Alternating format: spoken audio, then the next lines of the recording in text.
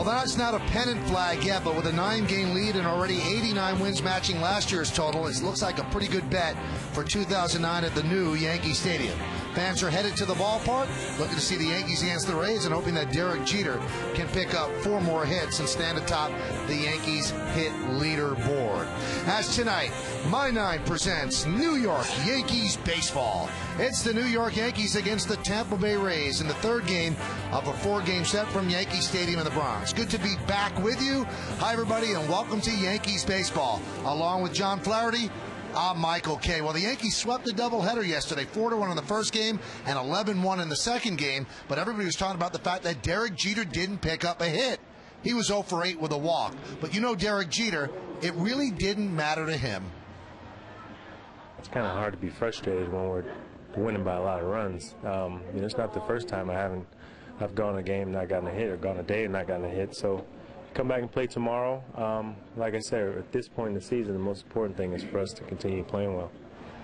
John, you played with him, you played against him. That's vintage Jeter. Yeah, no surprise there. You figure he was going to be very, very vanilla with the media, and that's the way he is. Not concerned about the hits. Obviously, he wants to get it out of the way. The most important thing, the Yankees swept a doubleheader yesterday. And one of the reasons they played so well in the second game and had that many runs is that Mark Teixeira just exploded in a little bit of a slump, but not in that second game. No, he didn't. And Derek Jeter got all the attention yesterday. Mark Teixeira, who was vying for an MVP in the American League, had a big second game. Home run number 34, straightaway center field.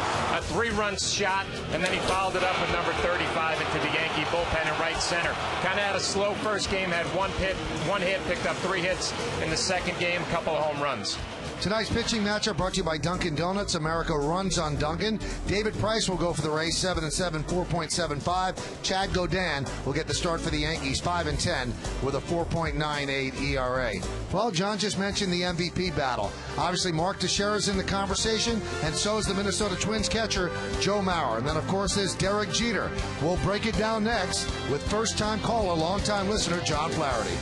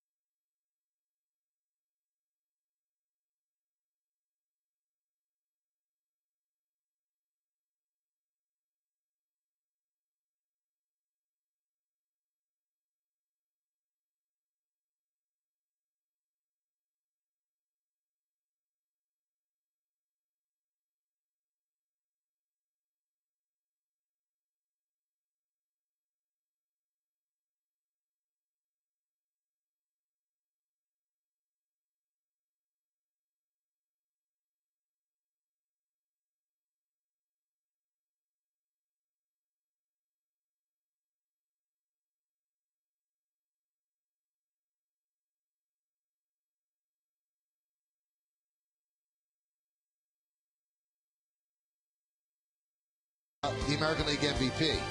Is it Mark Teixeira? You see his numbers. Derek Jeter, you see his numbers.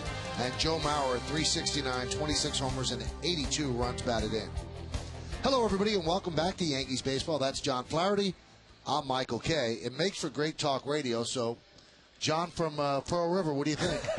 Well, I'll tell you what, I think Derek Jeter is a sentimental pick. Everybody wants to see him possibly get an MVP. I think he's had a great all-around year. The batting average up there. Defensively, he's been better, stealing bases. It's hard to argue about the other two. The power numbers for Mark Teixeira, the RBIs, Joe Mauer being a catcher, hitting close to 370. You have a great argument for all of them. I believe people around here, Yankee fans, want to see Derek Jeter get this award. Almost like a Lifetime Achievement Award, right? Exactly, for what he's done in the past. And like I said, I just think he's played a better defense this year at shortstop. He's stealing more bases. A great all-around year. I think if you ask Derek Jeter, he'd take another World Series. We'll see how it works out. Lineups, first pitch baseball coming up next on My 9.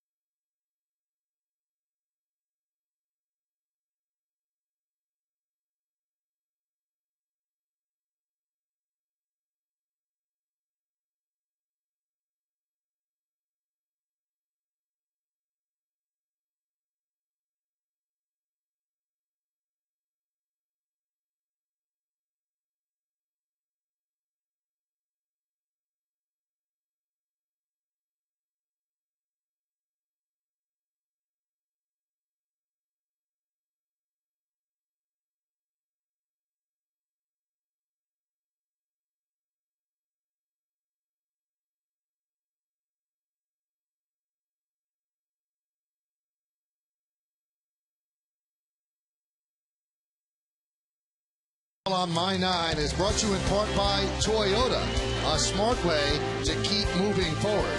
Men's Warehouse, you're going to like the way you look. And by TD Bank, America's most convenient bank.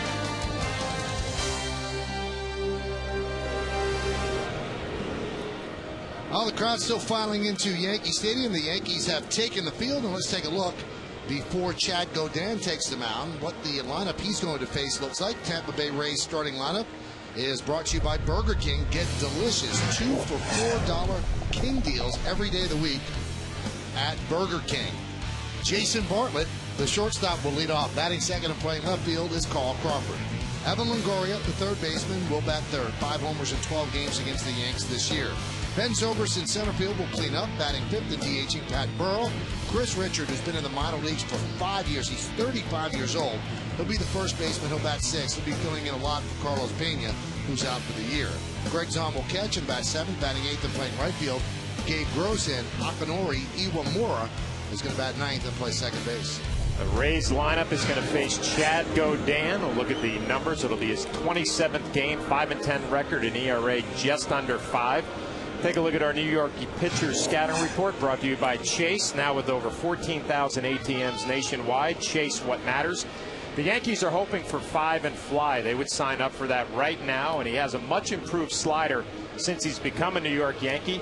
And the Rays are some familiar foes. He was a 34th round draft pick of the Rays in 2001.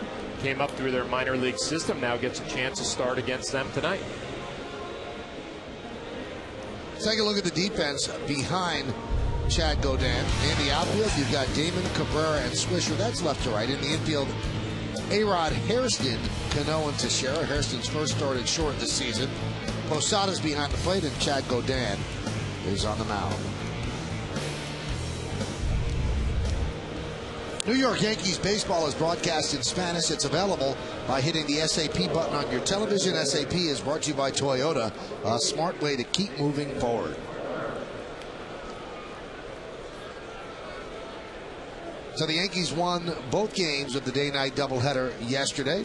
They continue to play great baseball here at Yankee Stadium. They also have 89 wins, which matches their total for all of last year, and looking to become the first team in the big leagues to win 90. So that's what's on the line, and of course Jeter's hits. Bartlett's ready, Godin is ready, and let's do it here in the Bronx.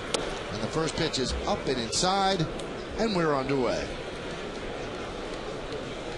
The Yankees had a long day yesterday, took both games of the day-night doubleheader, had optional BP today. A lot of players out there hitting before the game. And there's a strike. Take a look at a scouting report on Jason Bartlett. He was the MVP of last year's team that went to the World Series. He's even better in 09, 12 home runs, 59 RBIs. And he went to the University of Oklahoma, so he might have some Sooner sorrow with their quarterback Sam Bradford being hurt last weekend.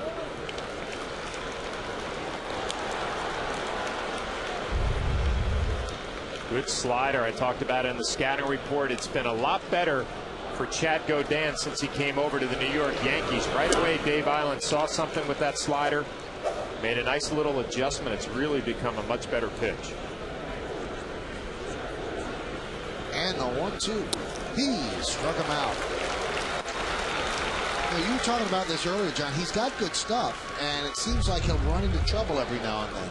Yeah, he seems to me like a classic reliever, a guy who could give you maybe a power inning or two. You see the fastball right by Jason Bartlett. But sometimes when you stretch a guy out to maybe 3 or 4 innings as a starting pitcher, the stuff goes down a little bit, has a tough time going through a lineup twice, maybe 3 times. But he'll be an interesting piece come the end of September into the playoffs, where he's going to fit on that roster. Here's Carl Crawford, 0 for his last 19. And that one is driven to left center field, giving chase Johnny Damon and Melky Cabrera, and Damon can't make the play. It's off his glove.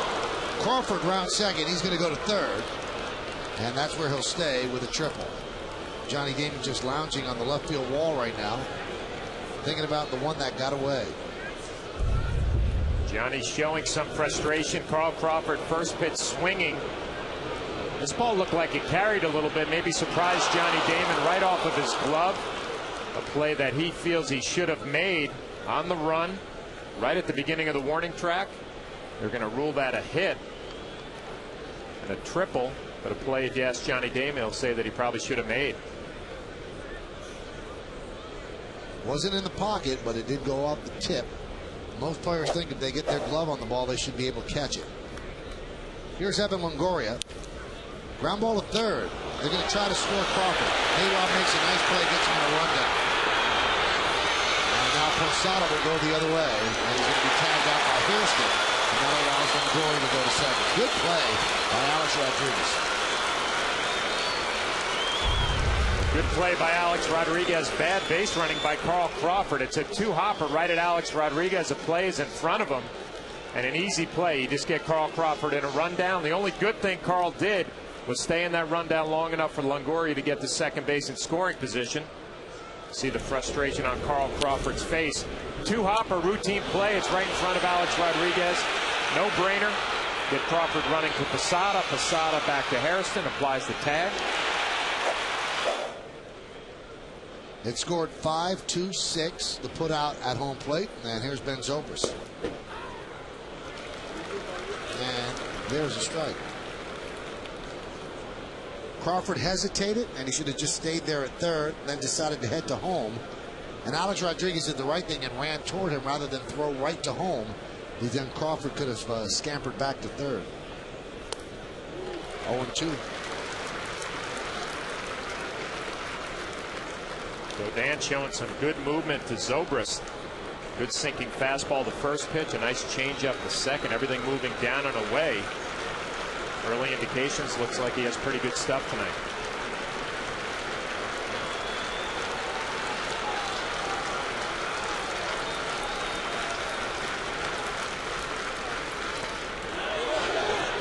Check swing, did he go? No, said Jim Wolf.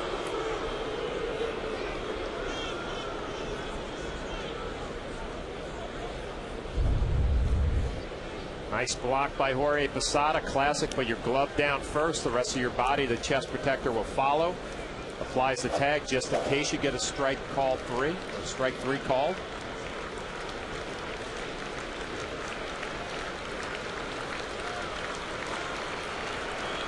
And the 1-2. He struck him out, so he survives the triple by Crawford. 10-pitch inning for Chad Gaudin. No runs a hit, no errors. One man left. That run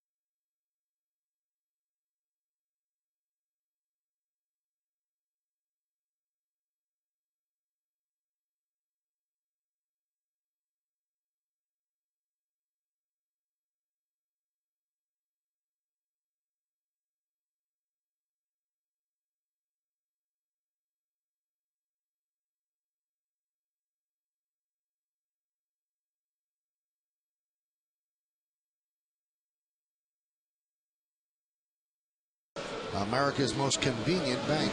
You know Derek Jeter's going to lead off. That you might not have known is he's the DH. Johnny Damon in left field will bat second. Batting third and playing first, Mark Teixeira. Alex Rodriguez, the third baseman, is going to clean up. He's been red hot in his last 8 games. Nick Swisher's in right field. Jorge Posada will catch. Robinson Cano, the second baseman, will bat seventh. Batting eighth and playing center field, Melky Cabrera, and Jerry Hairston Jr., the shortstop, will bat ninth. So Derek Jeter prepares to come up to the plate, and we'll let Bob Shepard introduce him.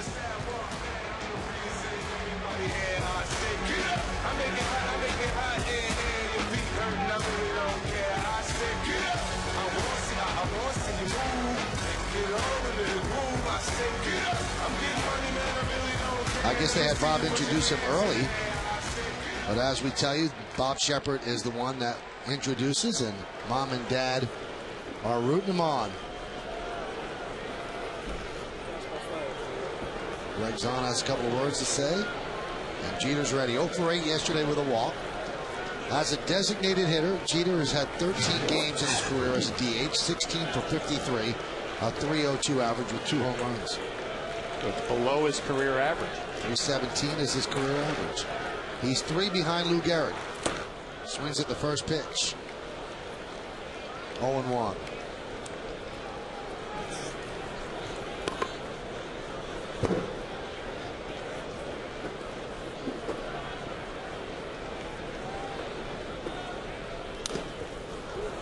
And the count 0-2.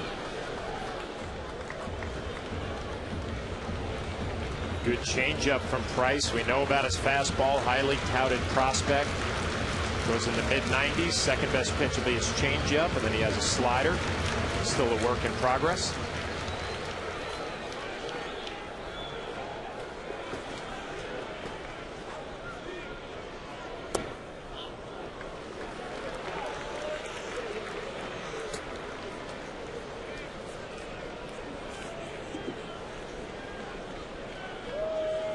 Price 7-7, 4.75.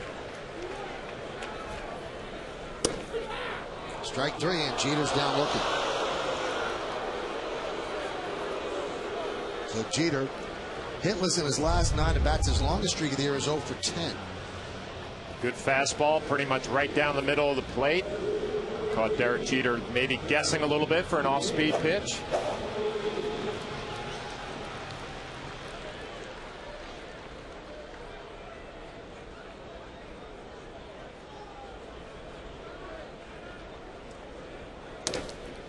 There's a strike to Johnny Damon. Take a look at the numbers on David Price. ERA a little bit high, 98 hits and 96 2/3 innings. Take a look at our Rays pitcher scattering report, brought to you by Dunkin' Donuts. America runs on Dunkin'. Early indications, he'll show you right first inning. Looks like he has pretty good stuff.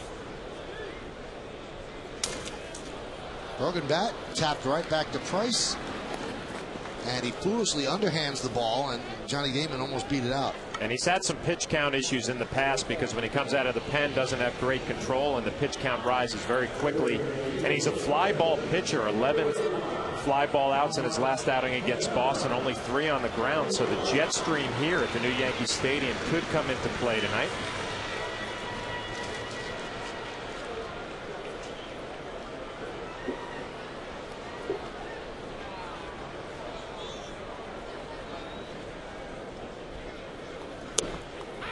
There's a strike.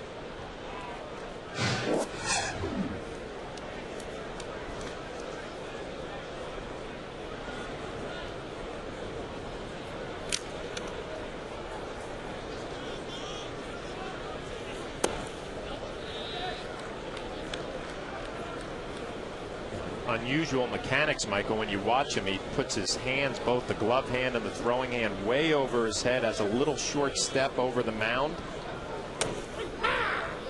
Good fastball, 94 miles an hour, but a lot of movement in that delivery. You wonder if at some point they might shorten it a little bit. See the hands and the glove all the way over, a short step. A lot going on before he actually loads on his back leg and delivers. It's always a fine line with a young prospect. How much does a pitching coach actually change things? You kind of let him get his feet wet. Jim Hickey will be the pitching coach for the Rays. Gonna let him, the young lefty, figure it out at the big league level. And the count is full, 3-2.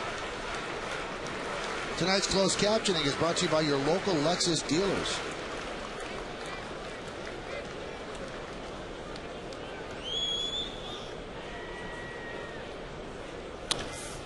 Grounded to short. Bartlett. And that'll do it. So Price works a 1-2-3 first inning against the Yankees. We played one here in the Bronx. There's no score between the Yankees and the Rays. You're watching My Nine.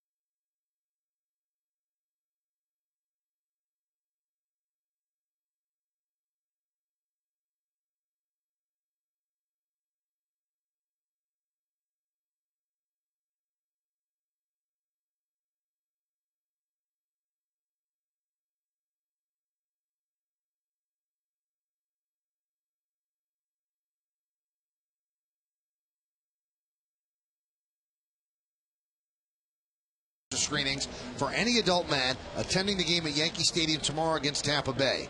The free test will begin at 3 p.m. at the First Aid office located on the main level behind home plate.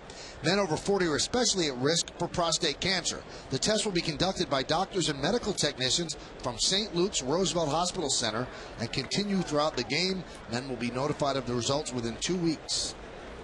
Pat Burrell leads off, takes a strike from Chad Godin.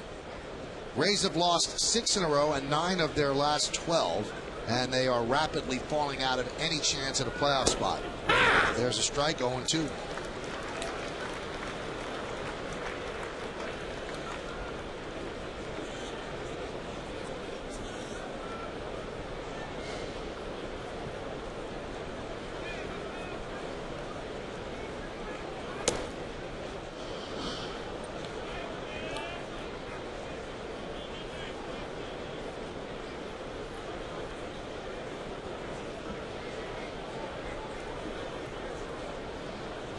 And the pitch. Outside, 2-2. So the Yankees pitched Pat Burrell last night. A lot of sliders down and away. Some sliders down and in from CC Sabathia, but really had a tough time against A.J. Burnett. Everything was away. Looks like the Yankees are going to attack him the same way tonight. 2-2. Strike 3. Burrell down looking. Third strikeout for Godin. Perfect pitch. It looked like a little split changeup from Chad Godin. Check it out. Starts off the plate, dives down to that outside corner. Gary Cederstrom, the home plate umpire, makes a call. Perfect pitch, perfect location. You know, John, sometimes you look at pitchers that don't have great numbers and you understand why. But then you look at Chad Godin. I'm not saying his stuff is electric, but he certainly has decent stuff, and his stuff would indicate that his record should be better. Is it just command with him? I think it's command, and we mentioned he gets a first pitch ground ball. And it'll make the out on Chris Richard, so score that 1-6-3. Yeah, we mentioned a lot about the slider. When he came over here from San Diego, the slider was pretty much non-existent. So he was a two-pitch pitcher. Good fastball, and a nice little split changeup. Now he's got another weapon, and when you watch him, you say, wow, this guy, you know, he's got a chance to get some people out. I really see him in that kind of middle role for the Yankees if they get to postseason play. You know, maybe get through 5 or 6 hitters and just kind of let it go. Should have some success. Here's Greg Zahn.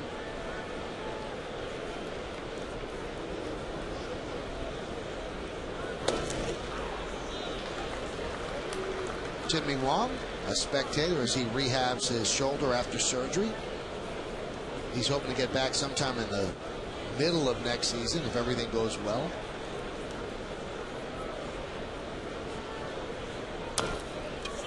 That one's tapped back to the mound. Godin. 2 strong innings for him. He works a 1-2-3 second inning, and he does it on just 8 pitches. He's thrown 18 over 2 innings, and we go to the bottom of the second. There's no score on my 9.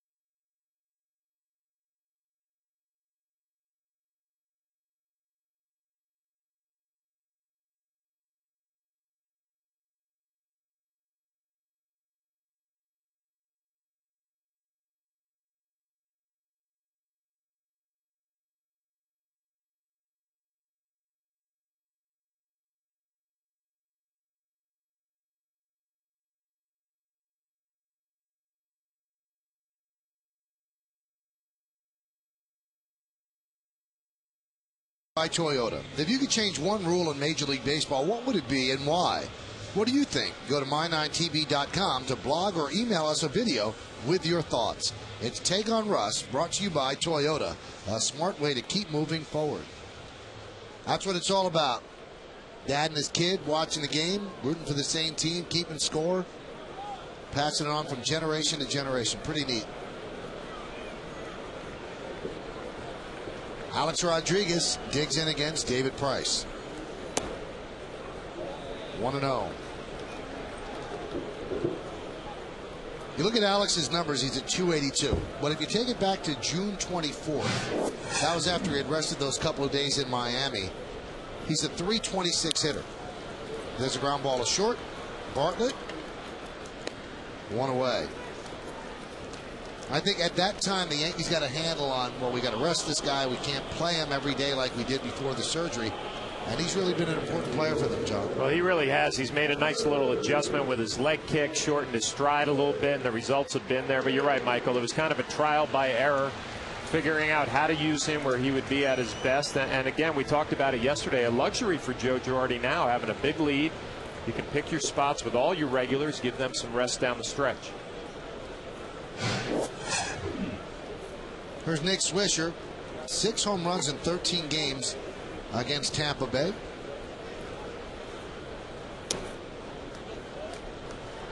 And the count is 1-0.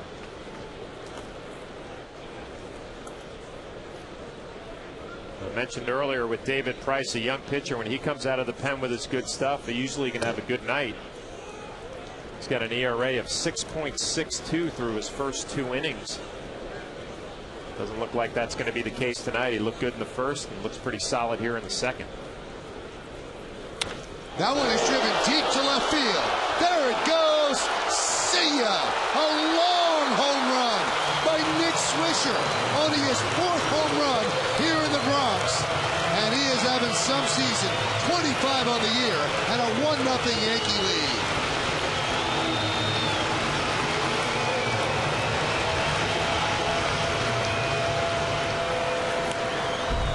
Just when I mentioned David Price looking solid in the 2nd inning, Nick Swisher got a 2-0 fastball that was right down Broadway. Full extension, you called it, Michael. That's a deep home run to left field. Has not had too many of them at the new Yankee Stadium. Usually hits his home runs on the road. That was a long, deep fly ball for Nick Swisher. 4 of 25 here in the Bronx.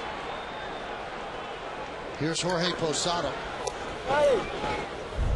Count 0-1.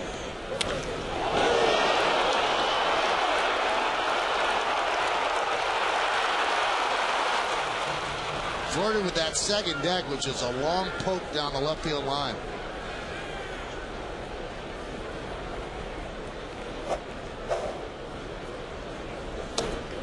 Strike.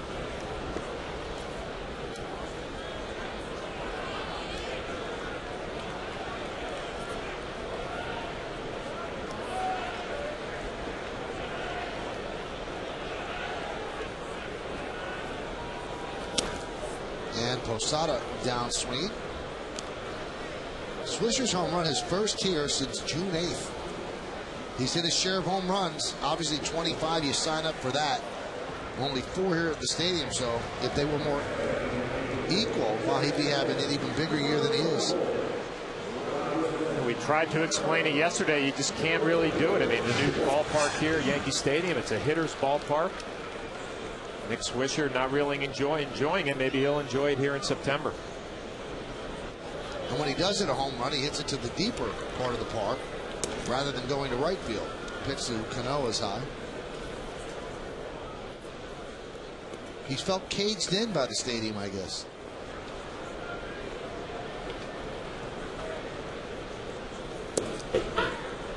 Count 1-1.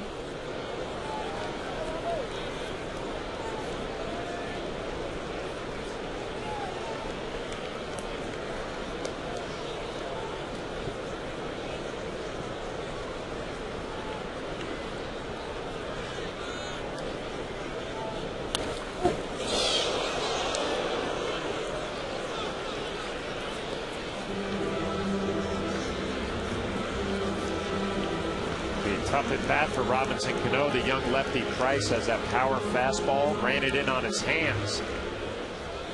Unusual to see a lefty throw fastballs in on left-handed batters. It's going to make it a little tougher for Robinson Cano tonight.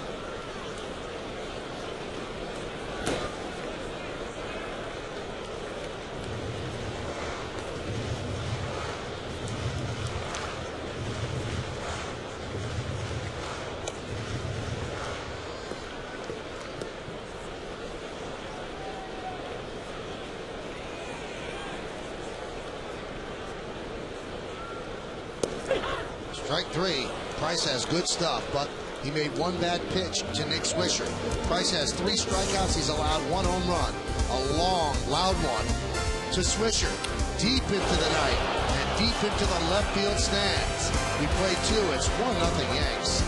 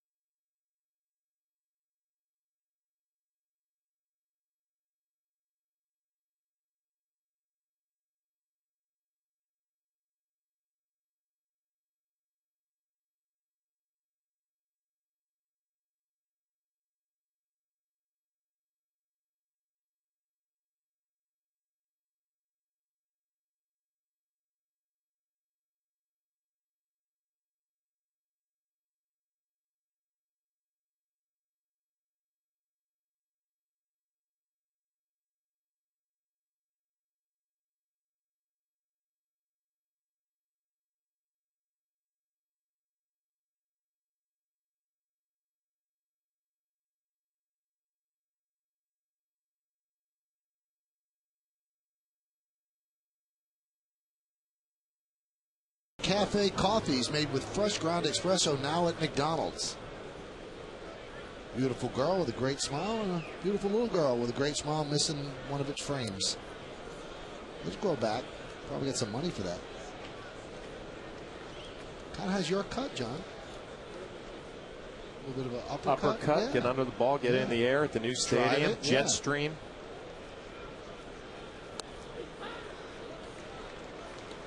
And there's a strike to Gabe Gross. That kid just threw his hat. Now he's going to throw a pizza. And they don't know where the hat went.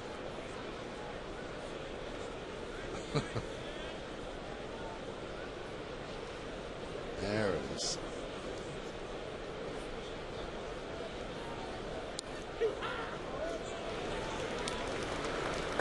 All right, now don't throw it. I'm going to give it to you. Just don't throw it. It's expensive. It's a pitted cap. You're supposed to throw that. Oh.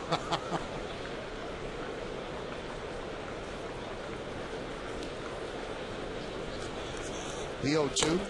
What are the odds, John? Does he throw it again? 99%. The Earthling scoreboard shows the Yankees leading 1-0. That's how you do it. You keep them busy with the food, a little pizza.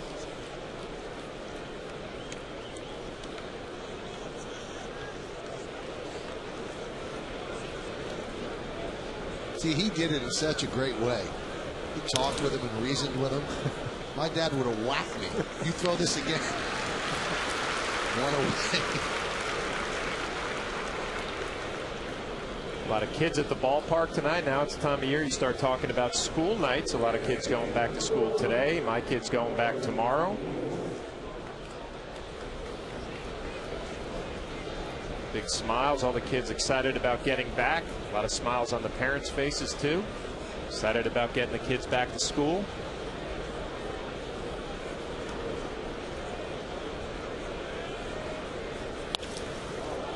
That one is laced in the left field. A base hit for Iwamura. Now, you said this yesterday, John. I wonder about that. Were you ever excited going back to school? I know I wasn't. I didn't want to go back to school. Never.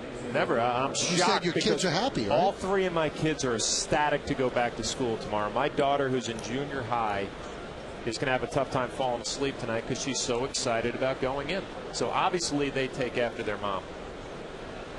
Lynn liked going to school. She did. She was a school teacher, so it's all good.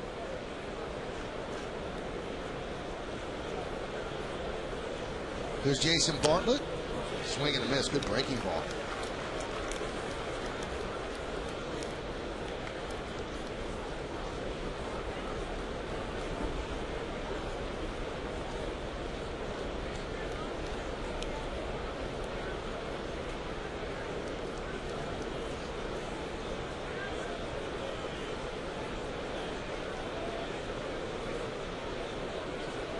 The 0-1.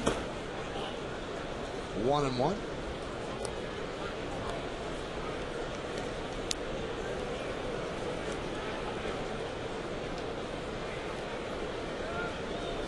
Oh, he's an aggressive little tyke.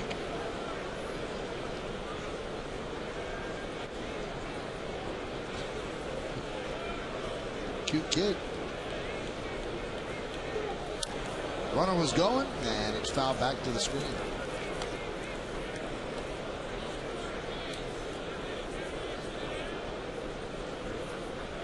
1-0 Yankees lead in the third. Did you hear the comment that Andy Sonnenstein made about last night's game? He said, "This is the worst day of my life." He said, "One of my close friends is knocked out for the season, Carlos Pena, and then I pitched the way I did, and I make them burn up 6 innings of the bullpen." He says, "The worst day of my life." He's having a tough year. But I think that's what he felt worse about. I mean, we've talked so much yesterday about the Rays bullpen. They've been overworked. They're taxed. And Andy Sonnenstein goes out there and has a tough outing, and they got to pick up 6 innings out of the pen.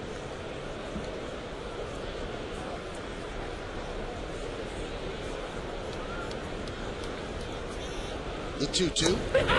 Strike 3. Bartlett down looking. Strikeout number 4 for Godin. Bartlett has been victimized twice. This is a fastball that had a little life on it. Kind of jumped through the zone. It just froze Bartlett. In the inner half, he knew it was strike 3. He just kind of got frozen. Looked like he set up a little late. Good life through the zone.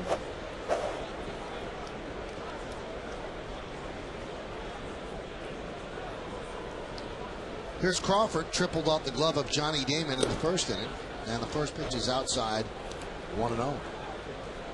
Michael, we're at that point in the year where I find myself looking at these games a little bit differently. The Yankees have such a big lead, 9 games, and you start trying to figure out where some of the pieces fit together. A.J. Burnett in second game last night really looked good, the best he's looked in a long time. The Yankees hoping he gets on a nice roll in September. A.J. had to feel good about the work that he put in last night. Then you watch Chad Godin, and you're like, where's this guy going to fit in? Looks pretty good for 3 innings so far. Nice problem to have if you're Brian Cashman, Joe Girardi.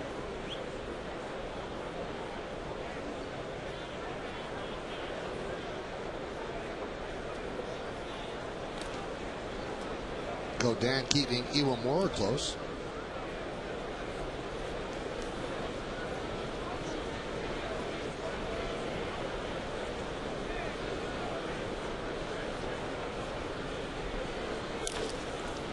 Hot shot to Hairston. He'll step on the bag, and that'll do it. In the third, no runs a hit, no errors, and 1 man left on base. We played 2.5 here at the stadium. It's 1-0 Yanks.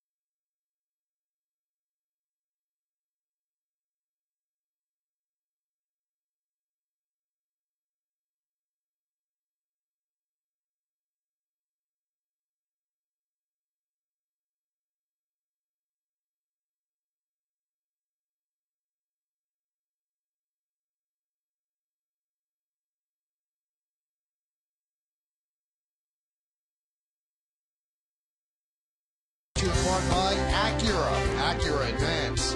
Burger King. Get delicious 2 for $4 King deals every day of the week at Burger King. And by Chase, now with over 14,000 ATMs nationwide. Chase, what matters? They had to pick up the hat again. And he's ready to throw it again, I'm sure. No. You were right, John. It's only a matter of time. Melky Cabrera takes a strike. Now they're taking another tack. But look at the look in his eyes. How can you say no to the hat right there? You have to give it back. Here you go. On the Earthlink scoreboard, 1-0 Yankees lead, bottom of the third.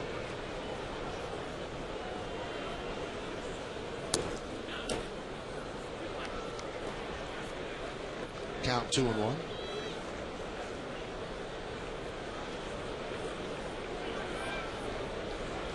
Melky, a 4-game hitting streak, 7 for his last 15, and grounds that one to Iwamura. Out of town scoreboard brought to you by your Mercedes-Benz Tri-State dealers. Let's take a look around the American League first. Texas leading Cleveland 9-7 top of the ninth. Minnesota 1-0 over Toronto top third. Boston 3 runs in the bottom of the first inning, leads 3-0 now in the bottom of the second. And Detroit and KC will start shortly. In the National League, Cubs 7-0 over Pittsburgh, top of the second. Washington 1-0 over Philly, top of the third. Florida and the Mets scoreless, bottom of the second. And starting shortly, Atlanta at Houston. And the pitch to Hairston is a strike.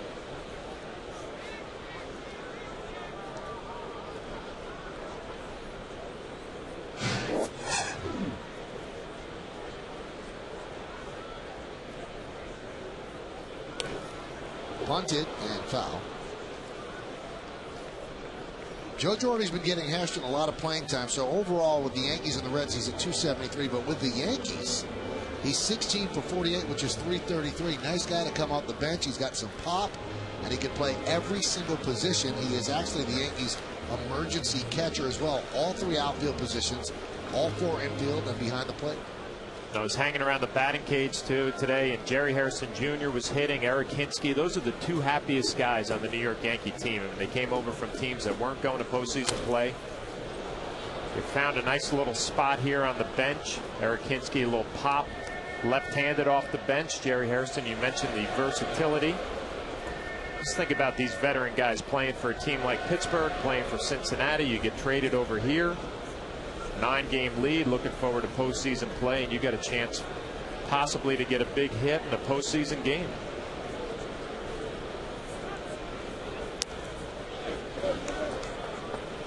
Red Sox now 4-0, top of the third inning.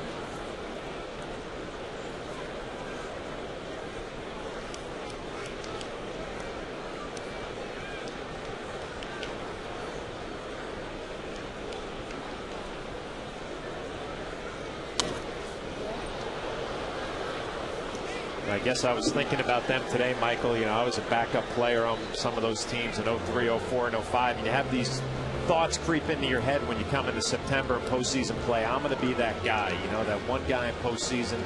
Maybe you have one big swing of the bat. It never happened, but you always think there's that possibility it can happen. Guys like Derek Jeter are always the ones getting the big hits, and a lot of times you hear about that backup player comes up and one big swing.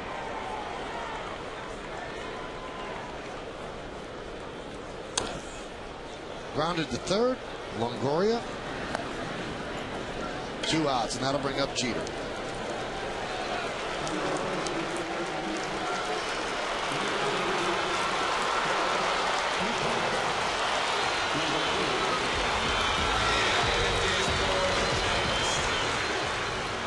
So Jeter so far in this series is 0 for 9 with a walk. His longest hitless streak of the year was 0 for 10. He struck out looking in the first inning.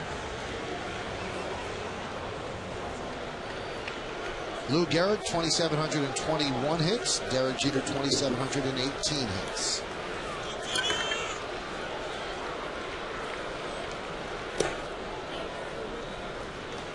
How's this for coincidence? The first hit that David Price ever gave up was a home run to Derek Jeter. And that hit tied Derek Jeter with Lou Gehrig for the most hits ever at the old Yankee Stadium. And now he's trying to creep up on Lou Gehrig overall. That one's driven to right field and deep. Slicing. Foul.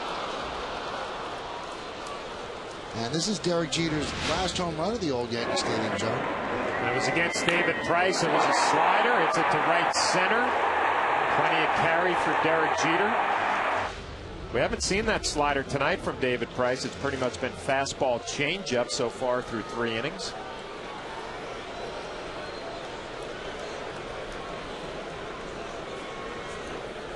And the 1-1. Fouled away. 1-2. Mentioned earlier, you would rate Price's pitches. It would be fastball number 1. The changeup would be his second best pitch, and the slider definitely a work in progress. Try to project him as a big-time starter later on in his career. That slider's going to have to get better. Think about CC Sabathia, who had a devastating slider in Game 1 of yesterday's doubleheader.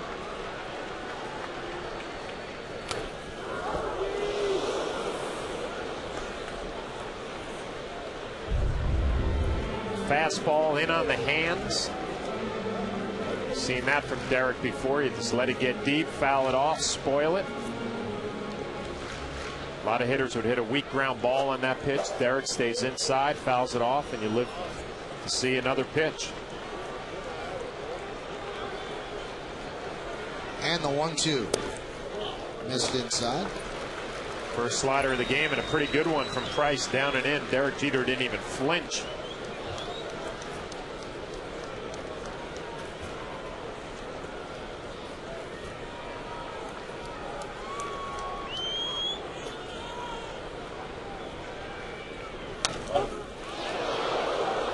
Good at bat for Jeter. Against left-handers this year, Jeter's hitting .425.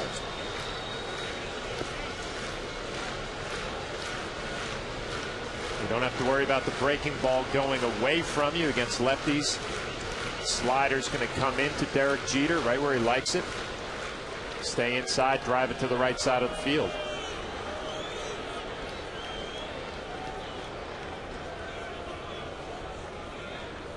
Two. He struck him out. So Jeter has struck out twice. He's 0 for 2, and that's the longest hit streak that he's had this year. He's done it once before, 0 for 10. And all those 0-fers have come in this series as Price strikes him out on the breaking ball. We go to the 4th.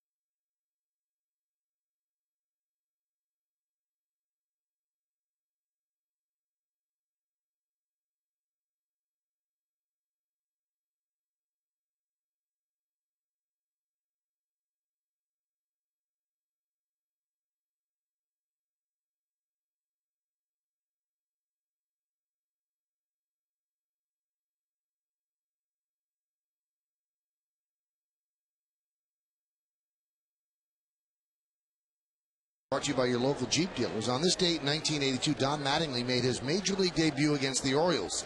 Who did he replace in right field? Now, he wore number 23, and that's the one that's retired, but when he made his major league debut, the number he wore was number 46. And the pitch Longoria is a breaking ball strike. Let me ask you this, John. Derek's now 0 for 10, and we talk about, the pressure's not getting him. But I think now at 0 for 10, obviously he's going to get those hits. But I think it's starting to weigh on him just a little bit now because he knows everybody's here watching for that.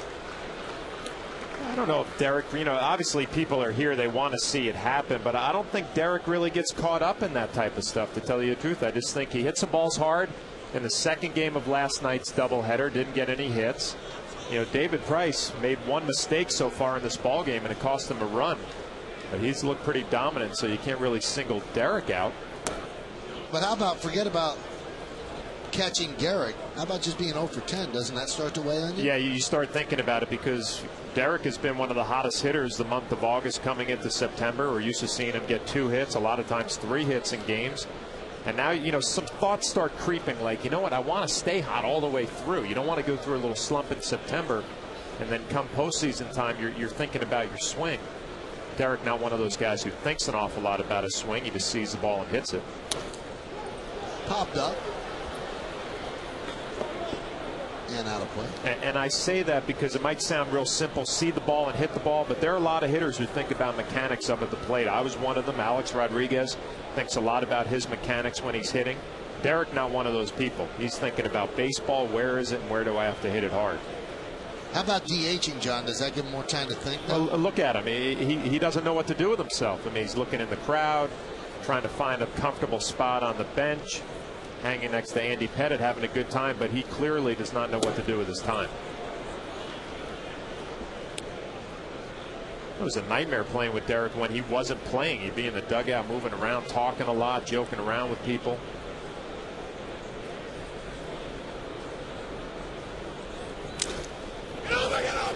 Broken bat and a ground ball to Teixeira. He'll step on the bag. One away. Fans, football is back, and the Yes Network has it covered. Tomorrow at 11 o'clock, catch This Week in Football presented by Geico for a first look at the 2009 campaign. And Friday at 11, former Giant Lawrence Taylor sits down with our own Michael Kay on a revealing new center stage, only on Yes.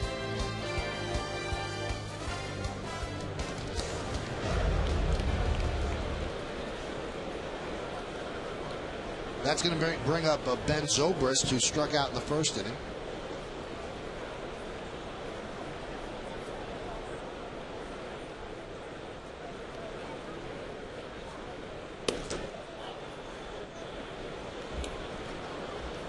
Chad Godin not only has good stuff tonight, but very economical. Pitch count in the mid to upper 30s right now. That's been his problem when he started some of these ball games. The pitch count got out of control early on. Wasn't able to go deep in ball games. Doesn't look like that's going to be a problem tonight. Mentioned in the scouting report, if you get 5 innings out of Chad Godin, you have to feel very good about it. Turn it over to the bullpen.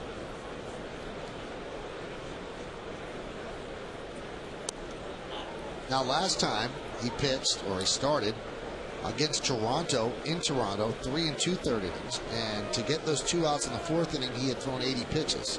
His next pitch that he throws will be his 40th of the night.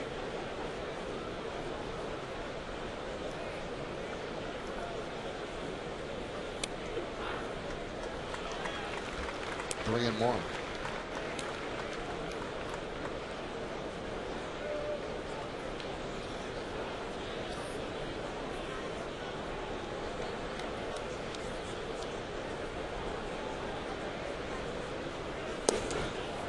And Zobrist walks.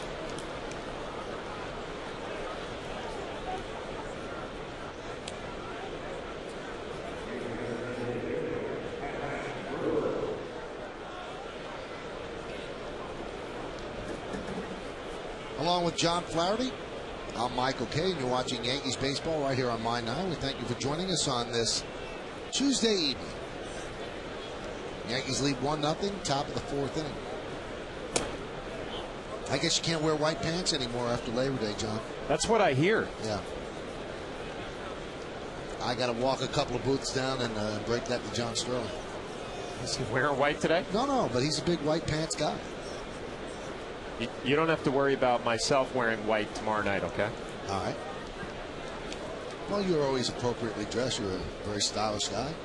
I'm sure you know you can't wear white after Labor Day. I was told the other day that I cannot.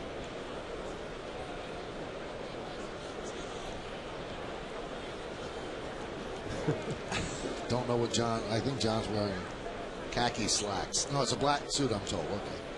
The 1-0. 1-1.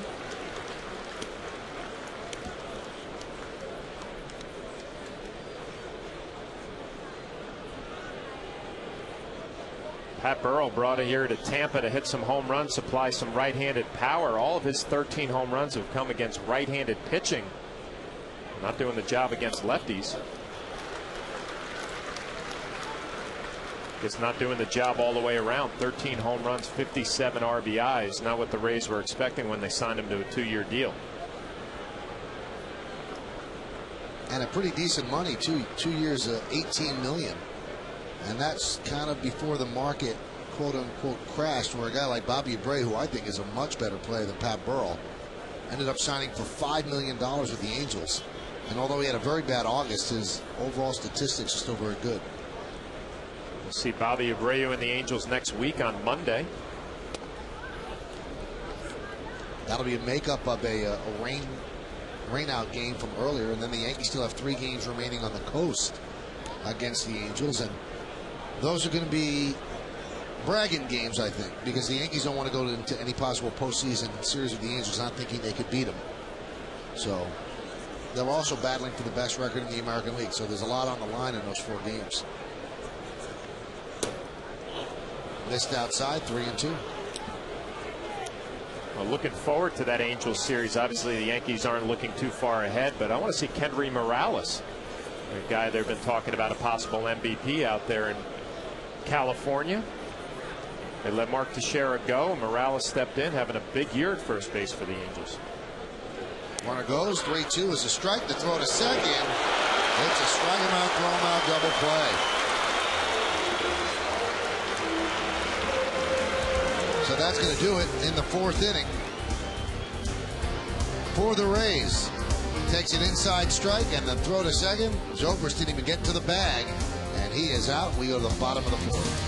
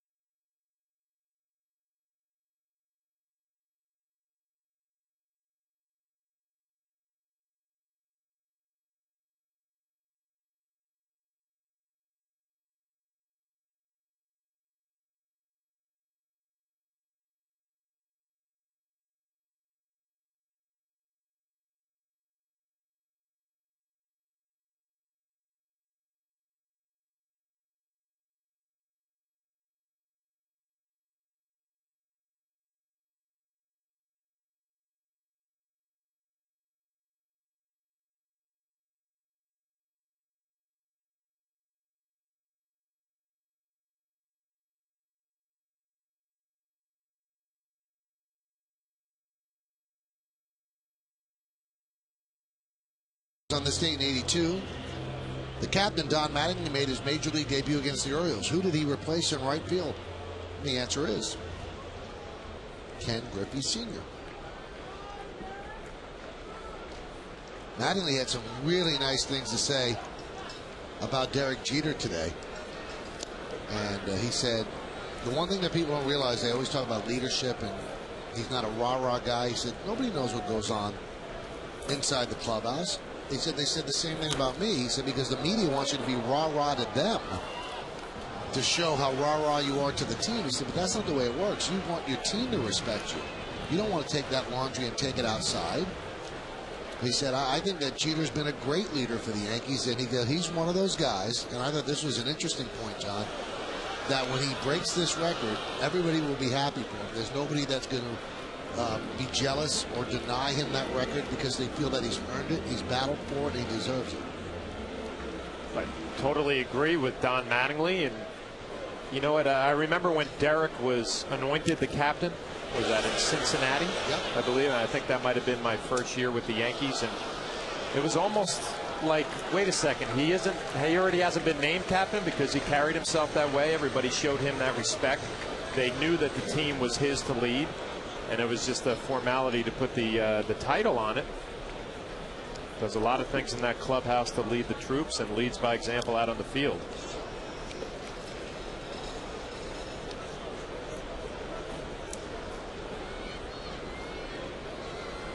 Mattingly went on to say, Yankee history is sacred. He said, but if there's a guy who should pass Lou Gehrig, he said it's Derek Jeter. Which are really nice words. Grounded sharply to first. Richard will make the play and step on the bag. 1 down. Giant fans, this Saturday night, Coach Coughlin goes one-on-one with My Nine to reveal his big expectations from Big Blue's new season. Plus, who made the final cut on this year's roster and what you, the fans, want from this year's team. Giants 2009 return to glory Saturday night at 7:30 on My Nine.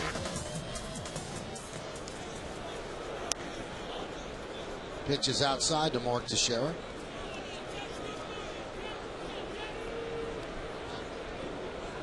One run in this game, a long home run by Nick Swisher in the second. High chopper. Price fields, sets, and just got the hustling Teixeira for the second out. Boy, Price was deliberate, but he knew he could throw a fastball to Richard. Well, he does a nice job charging this chopper. Comes up, makes the play, and then you're right, Michael, takes a little extra crow hop, a strong throw. We're going to take another look to see if he does get Mark Teixeira. First base umpire Fielding Culberth makes the call.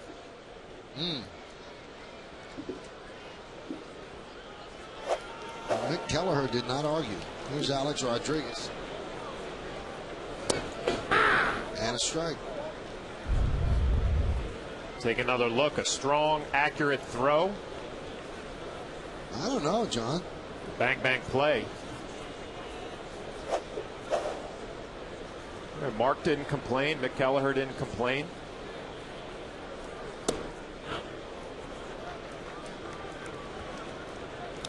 The one who really knows is the first baseman, because he could feel the foot coming down on the bag and he could feel when the ball's hitting his mitt. Everybody else could surmise. It's hard to keep track of all of those same stimuli, but the first baseman knows.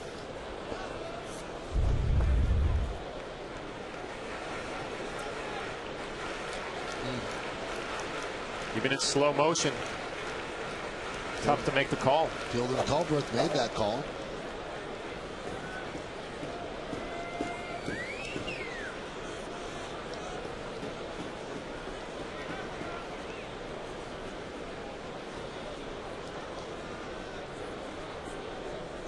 Alex, a .346 hitter against Tampa Bay this year with a home run and 4 ribbies.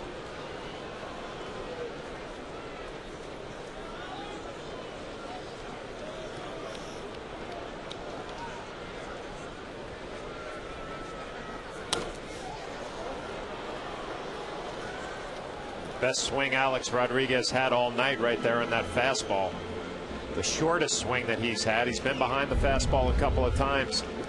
He's right on this one. Down and away. Good short swing. Leg kick a little abbreviated. The hands work a little bit better.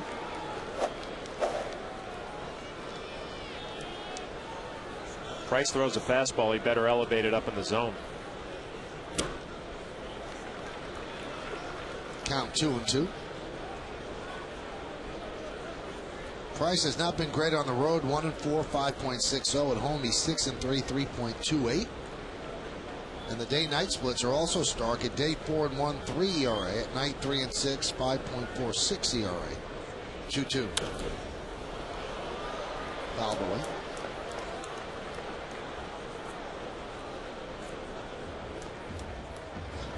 Those are the numbers we're talking about. He's got a veteran catcher and Greg Zahn behind the plate, but I'll tell you what, it looks like David Price is calling his own game. Greg Zahn going through multiple signs. Looks like the young lefty has a good idea of what he wants to do, how he wants to attack some of these hitters. See, shaking off a few signs, gets the pitch he wants. David Price was a star in the postseason last year as a reliever. Boy, but if it's proof positive that teams consider starters more valuable than relievers, Price proved that he could close last year. He closed postseason games, but the Rays said, hey, it's more important that we have him as a big-time starter because they don't have a closer. Grounded left side, backhanded by Bartlett. He sets and fires, and a nice backhanded scoop by Richard for the final out of the 4th inning as the Yankees are retired in order. We played 4 here at the stadium. Alex Rodriguez's bid for a hit, foiled by Bartlett, who made a nice throw. Let's go to the 5th inning. Yankees are leading this one 1-0.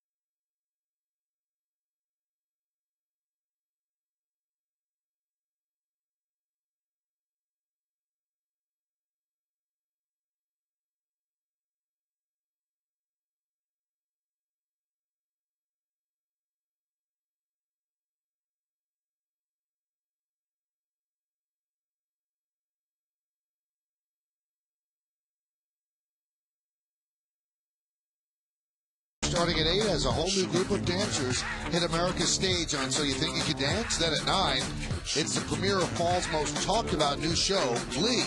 Don't miss a note or a laugh as a bright-eyed teacher tries to save a ragtag high school glee club. So You Think You Could Dance. Glee. It's TV's hottest night in years tomorrow starting at 8 p.m. on our sister station, Fox 5. Here's Chris Richard, 35 years old, and he has spent the last 5 years in the minor leagues. The Burger King scoreboard shows you the Yankees leading 1-0, top of the 5th. That is stick-to-itiveness. Had a good year at AAA, hitting 24 home runs, which was 3rd in the International League. Shelley Duncan led the league. 30 home runs, 99 RBIs. Most valuable player in the International League. There's a base hit to right field for Chris Richard. Richard doesn't hit a home run, but a nice short, quick left-handed stroke. Pulls a fastball into right field. You think he could have hung in the minors that long, John? No. You know, my dad also had a timetable on me. He said, you know, if you don't make it to the big leagues by this amount of time, then it's look for something else to do. I tip my hat to this guy. I mean, he had a taste of the big leagues, went back to the minor leagues, worked on his game for a long time. I give those guys a lot of credit. I wouldn't have been able to do it.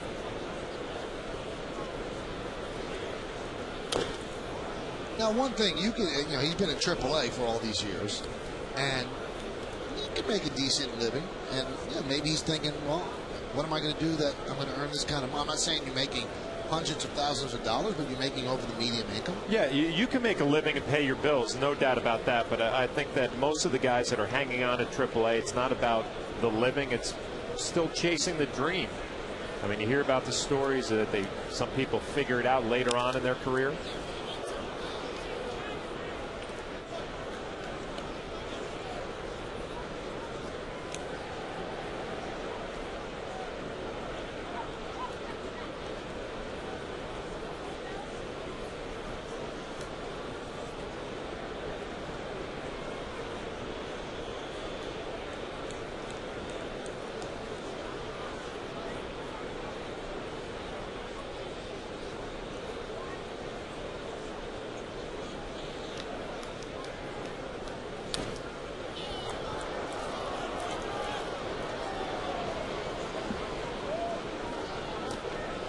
Zahn, a veteran catcher brought over from the Orioles. Nice job behind the plate, calling a game. Can work with a lot of these young pitchers, especially a young guy like Price tonight.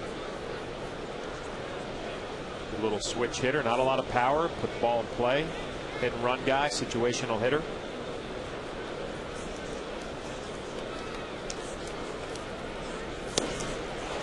Off speed pitch, Zahn way out in front. Another strikeout for Chad Godin. Like I said, Zahn can put the ball in play. Good little situational hitter. He swings right over the top of a slider.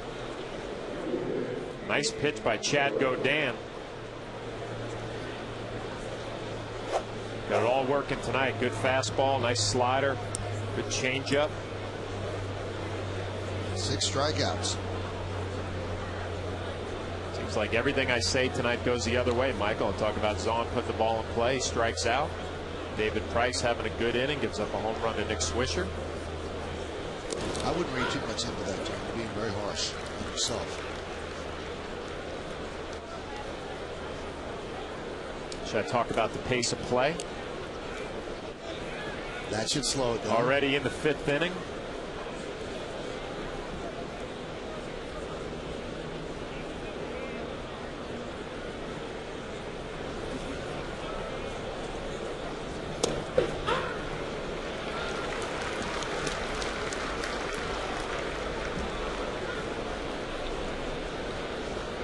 Tino Martinez talking things over. Got a good seat, too. He's got the first seat right next to the Yankee dugout. Doesn't he look like a Yankee executive right now? I'm working the phones. A great seat, too.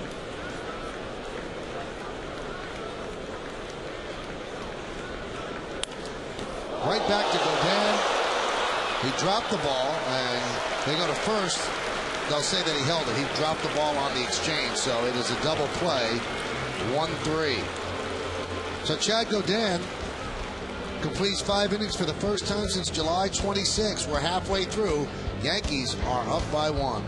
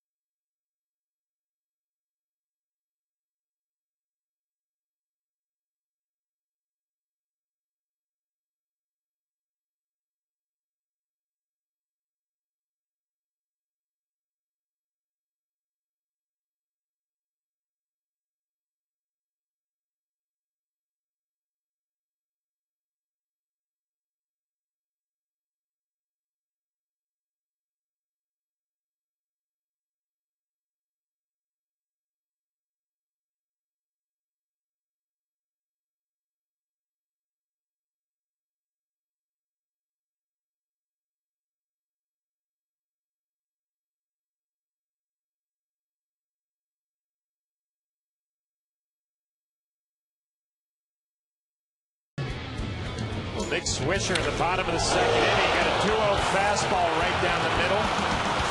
Definitely is a sweet swing. A long home run. Home run number 25 for Nick Swisher. That was today's Sweet Swing, brought to you by the New York Lottery Sweet Million, on sale September 15th. And Nick Swisher leads off on the Burger King scoreboard. That 1-0 is thanks to Nick Swisher, that home run that John just talked about. Count 1-0. It's amazing how you talk about the sweet swing and then he leads off the inning. Incredible how that happens. It's unbelievable.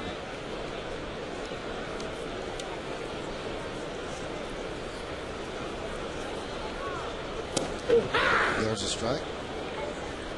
Nick has been the only guy that's been able to figure out Price, and the only reason he did it, he got ahead in the count 2-0, and he just sat on a fastball and he got one right down the middle. Everybody else has had their hands full, been behind in the count.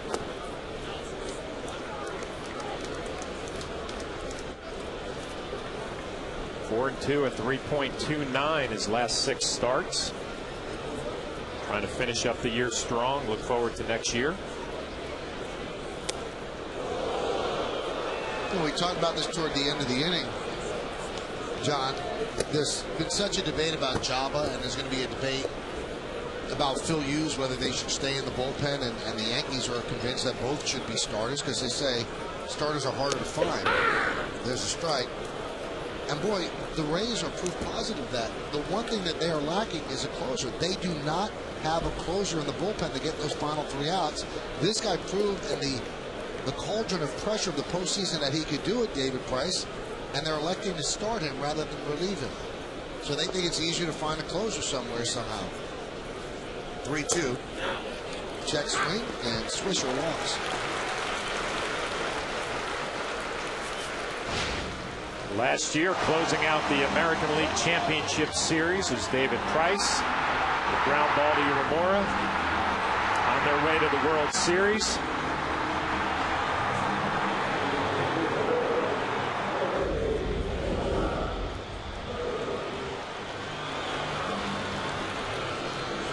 So Joe Madden wanted Price in the rotation. They actually started Price down in the minors because they've got their own rules with that as well. Yankees are the only team that limit the innings and the pitches that their youngsters throw. except it's so high profile because Java was such a high profile player when he came up in 07, and he electrified the crowd and kind of moved their schedule up, because last year he was supposed to be in the minors all year, and this year he was supposed to be a full-fledged starter. They sold a lot of shirts, but they rankled a lot of fans with the Java rules. The 0-1 fouled away. Well, it's going to be interesting to see how the whole Java Chamberlain situation works out here at the end of September and into postseason play. And talk about Chad Godin, where's he going to fit in? You know, AJ Burnett has gotten himself right. Well, you know, Java Chamberlain, see what he does his next couple of starts. The Yankees probably going to try to stretch him out a little bit. You need to start seeing some more positive signs from Java. He's going to be a factor come postseason play.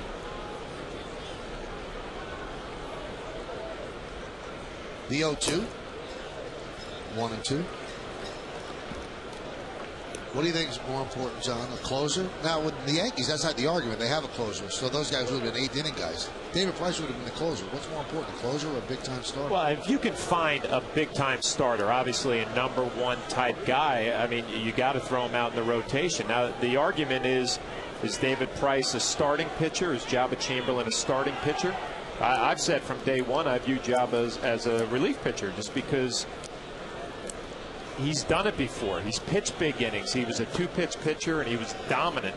You know, and when he's been a starter, we haven't seen that same type of dominance through a lineup 2 times and possibly 3 times like that guy has proved he can do. Now, David Price, you know, the Rays obviously know him better than we do. They think he's going to be a dominant starter. That one gets past Zahn. Swisher moves into scoring position. Because the question becomes going through a lineup 2 and 3 times. Some guys can do it 1 time, other guys can do it multiple times. Fastball just yanks it down in the zone.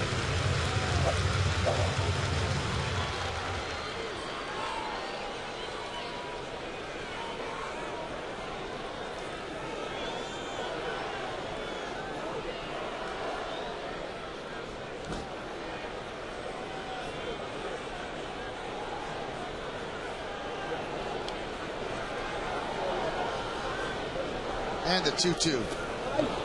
And Posada swings and misses. 1 away.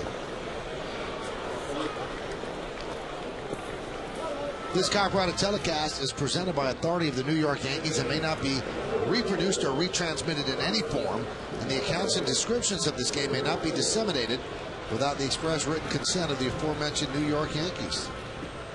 Pretzels for everybody. Ice cream helmet.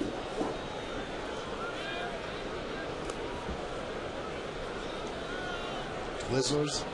That's a ball game.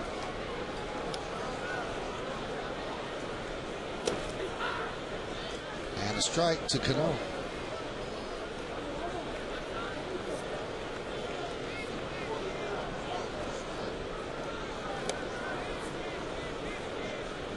Zahn must have a talk with Price.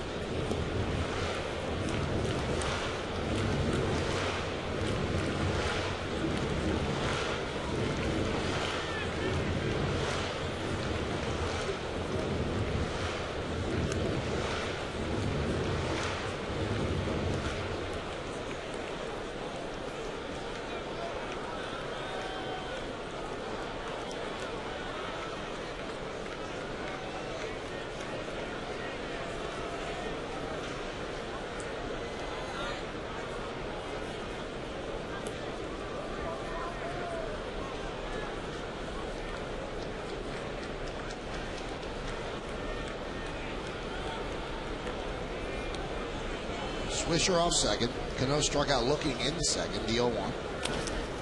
Grounded to short. Swisher advances to third. Cano is out at first. 2 down. Celebrate the inaugural season of Yankee Stadium this Saturday, September 12th, when the Yankees take on the Orioles. The first 18,000 fans in attendance will receive a Yankees luggage tag courtesy of Stone Mountain Accessories. For tickets, log on to Yankees.com.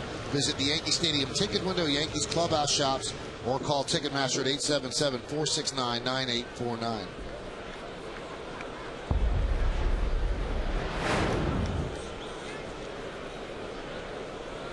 And the night is over for that little guy. No sign of the hat. Swung on and missed.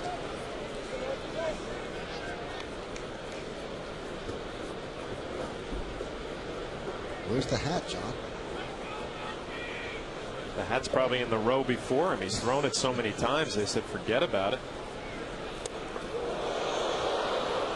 Melky has to get out of the way of that one.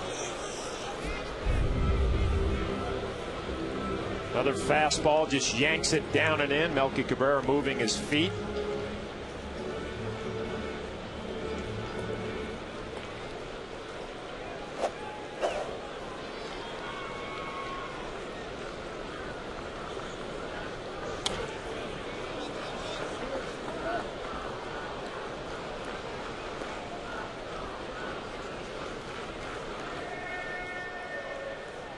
Where it gets tough if you're Melky Cabrera. You got to respect that fastball. You've already been late on it. Now you're behind in the count 1-2. Let's try to shorten up, put the ball in play. A runner on third. Be a fastball away. Too far away in the count 2-2. Well, you love everything you see about David Price. The velocity, be able to move the ball in and out. Got a good changeup. Well, if that slider gets a little bit better, then the American League is in a lot of trouble. And the count is full at 3-2.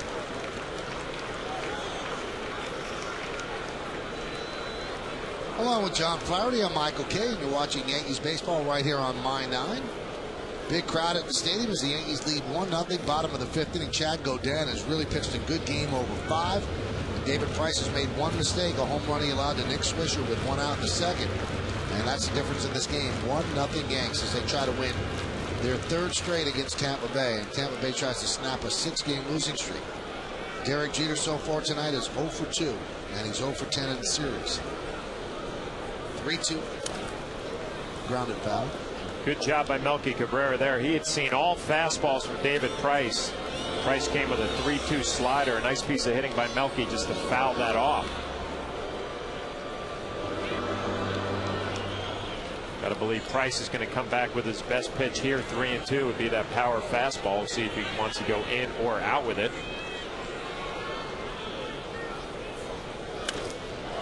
Driven deep to left field. High drive heading toward the pole. It is a foul ball.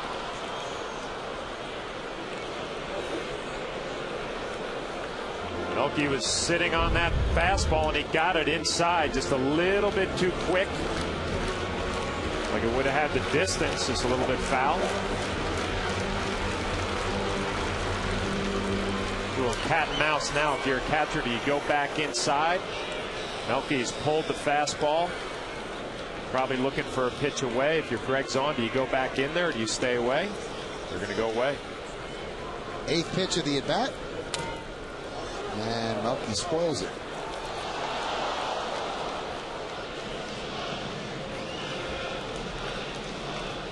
Melky starting to catch up to that fastball. Might be time for that good changeup. A couple of good swings back to back. Oh, another fastball. And another foul ball. A little smile on David Price's face. Now it's a battle. Who wants it more? Price giving him his best stuff, his best fastball. Melky doing a good job fouling it off. See who wins the battle.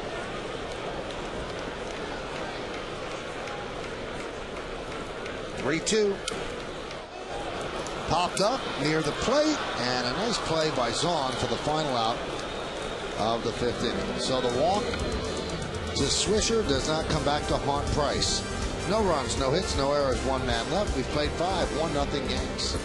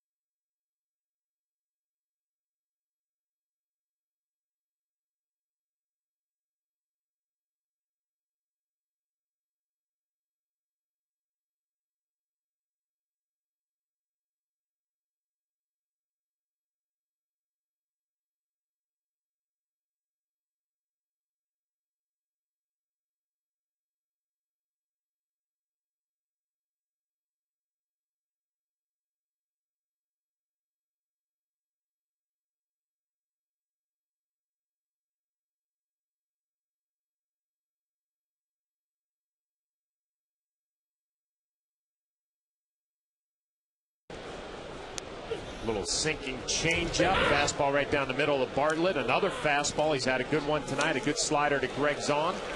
It's right over the top. Iwamura will lead off against Godin.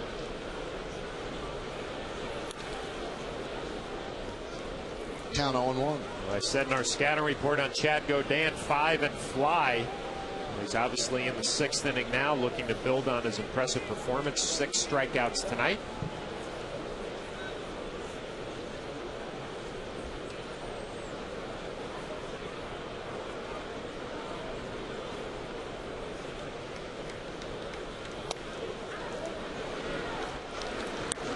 Saw a shot of Dave Island, pitching coach for the Yankees. He's got to be happy with what he sees with his starting pitcher tonight, but he was ecstatic about A.J. Burnett last night. He said in the 2nd inning he really found something and just kind of rode it all the way through to the 6th. Look for positive things the rest of the month of September. Right back to Godin. 1 away.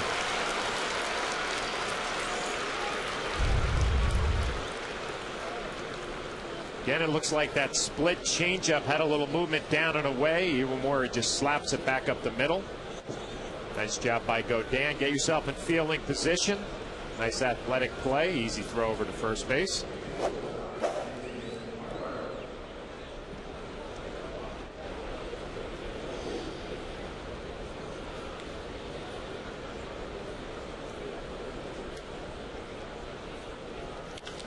Rip foul.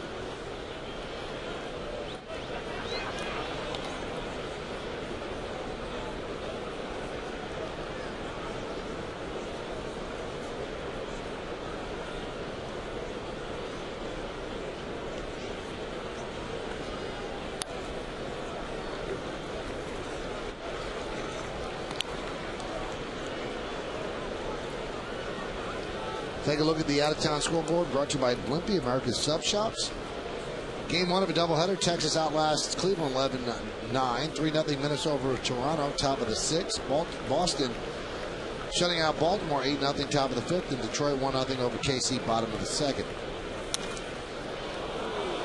Bartlett with a fly ball to right. Swisher is there. 2 outs. Let's take a look at the National League. 8-2 Cubs over Pittsburgh. Pittsburgh, what was it, 7 straight hits in the 1st inning that the Cubs had against Pittsburgh. Washington 2-1 over Philadelphia, top of the 6th. Florida 4-1 over the Mets, top of the 5th. And Atlanta 1-0 over Houston, top of the 2nd.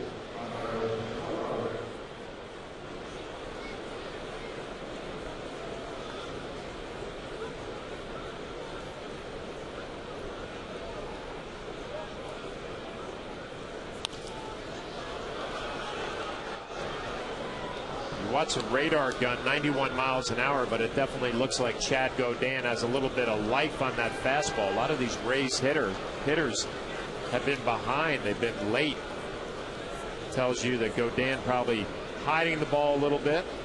Good deception, a lot of life through the zone. Not lighting up the radar gun, but the hitters will tell you he's got a good fastball tonight.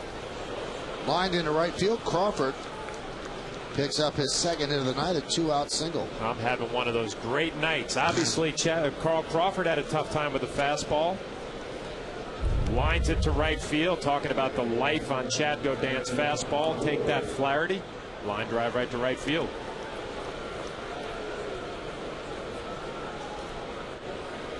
Game slowed down a bit since you mentioned it, too.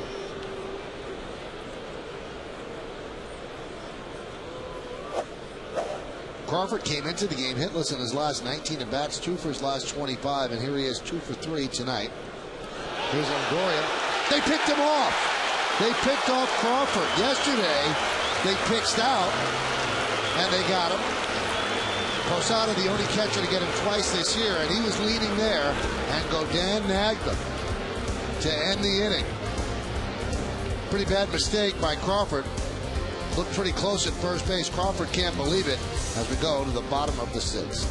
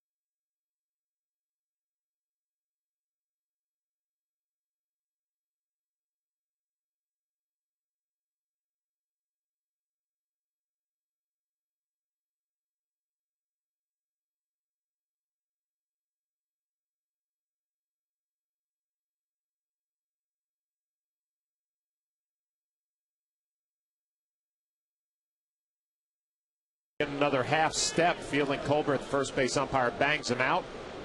Chad Godin, good quick feet, accurate throw, gets the call. That's the operative phrase. He actually looked like his hand was in there before the tag. Jerry Hairston Jr. inside 1-0. Well, the Yankees have something on Carl Crawford. They know that he likes to run early in the count. They pitched out last night early in the count, then they throw over tonight and get the pick off. Jorge Posada loves it, makes his life a whole lot easier behind the plate. And Jorge actually said it after the game when he threw him out. And you would think that they changed that up. I mean, the Yankees just blatantly know he's going to run on the first or second pitch. Well, they follow trends. And I mean, Carl Crawford, one of those guys, when he gets on base, he likes to dictate the action. Tony Pena, the bench coach, all over it. But they have stats on everything nowadays, and they know that a lot of Rays runners like to run early in the count. Carl Crawford having a tough night. Base running mistake in the first inning when he was on third. Picked off first base in the sixth inning.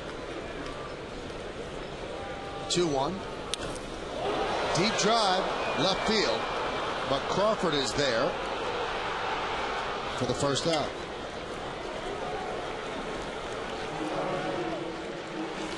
And that's going to bring up Derek Jeter.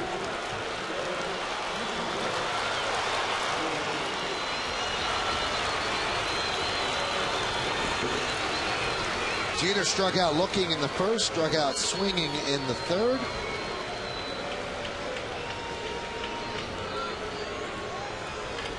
And he is at a season high, or season long, 0 for 10.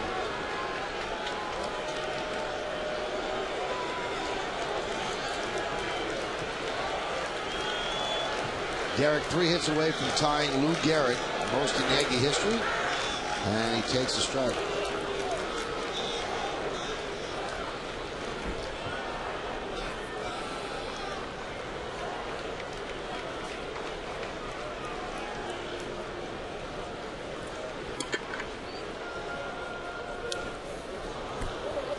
Count 0-2.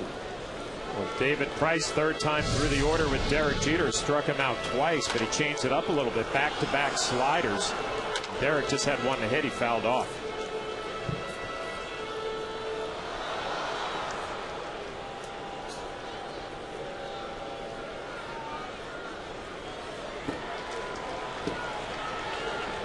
And the young left-hander deals inside. Inside corner, so Jeter is down looking. He is 0 for 3. And 0 for 11 in this series. That's his longest streak without a hit this year. Well, Derek is shaking his head. He got two sliders. Here's the first one, strike one. This is the one he had to hit. That's a hanger middle of the plate. He fouls it off. And then a perfect fastball on the inside corner. It's that second slider that you'd be shaking your head at. It's the one you needed to put in play. Pitch outside to Damon. You're seeing why the Rays love David Price and the fact that he could be a starter. He struck out Derek Jeter 3 times. He's changed it up all 3 at bats.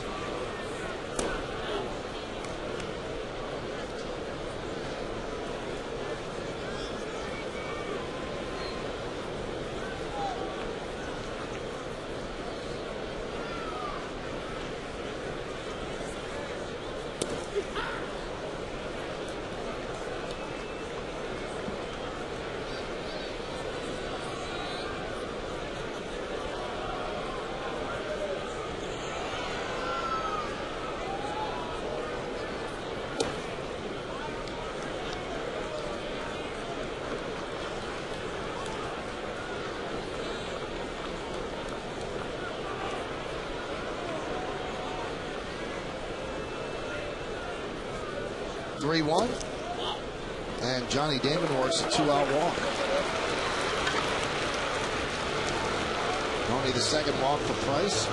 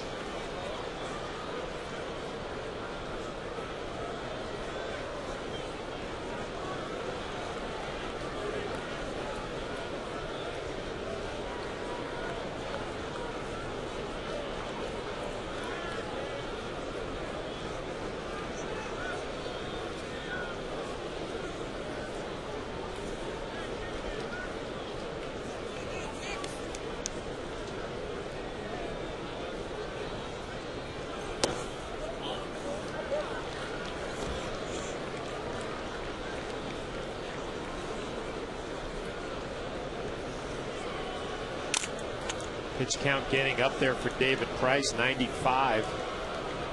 Obviously on a pitch count, a young left-hander, they won't let him go much more, 100, 110. Hot shot up the middle, base hit. So Teixeira extends his hitting streak to 5 straight. And that puts 2 runners on for Alex Rodriguez. It's just a bullet right back up the middle. A fastball elevated out over the plate. Only the second hit that Price has given up. First one was a long home run to Nick Swisher. This one is a rocket right back up the middle.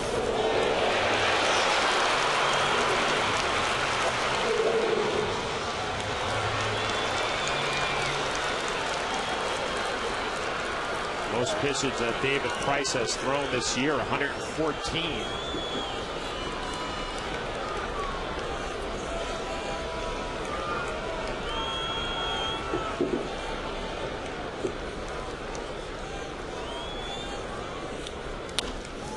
And Alex Rodriguez pops it up and out of play. Tells you how good Chad Godin has been. He's thrown 65 pitches through 6 innings. David Price coming close to the century mark. Still got a good fastball, plenty of life on it.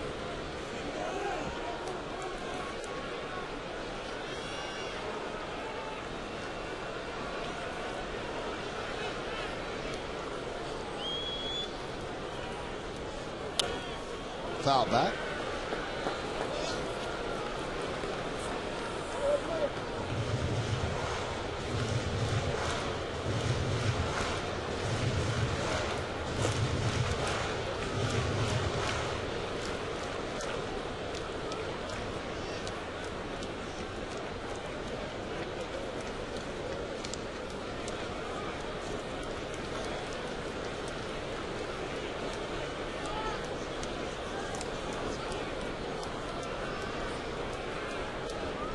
The 0-2.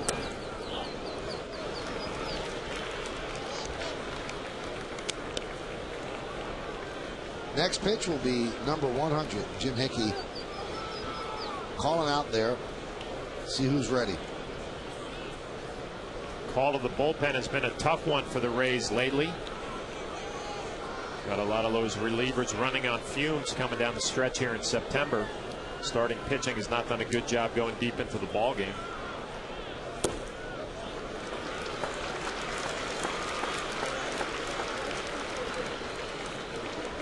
Four fastballs in a row from David Price. Still got a lot of velocity, 97 that last one.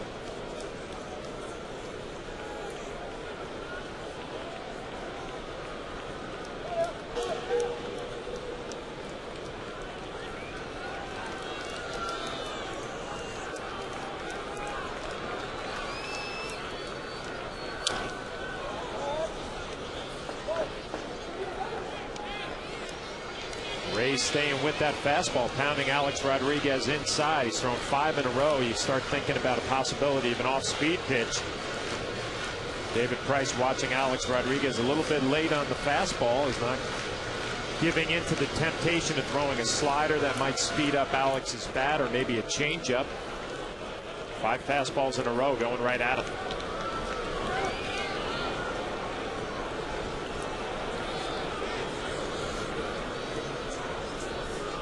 2-2. Well, they're making Price work, and at worst they're going to knock him out of the game after 6 and get into a somewhat porous bullpen. Know exactly what's going through Greg Zaun's mind here. He's saying, man, we've thrown 6 in a row. Do you think he's catching up to it? It looks like he's a little behind. Maybe we should waste an off-speed pitch and then go back to the fastball.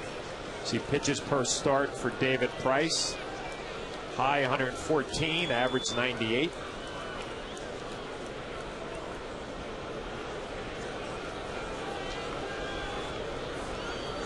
Two-two. Line drive, base hit to left field. Johnny Damon will round third. He'll score. Mark Teixeira goes to third. He's in there. It's an RBI single for Alex Rodriguez, and the Yankees lead 2-0. And A-Rod has now driven in a run in 6 of his last 7 games. So the Yankees do this all with 2 outs. A walk by Johnny Damon, a base hit by Mark Teixeira, and then Alex Rodriguez gets 7 fastballs in a row. That's the second. Here comes the third. Just misses down and away.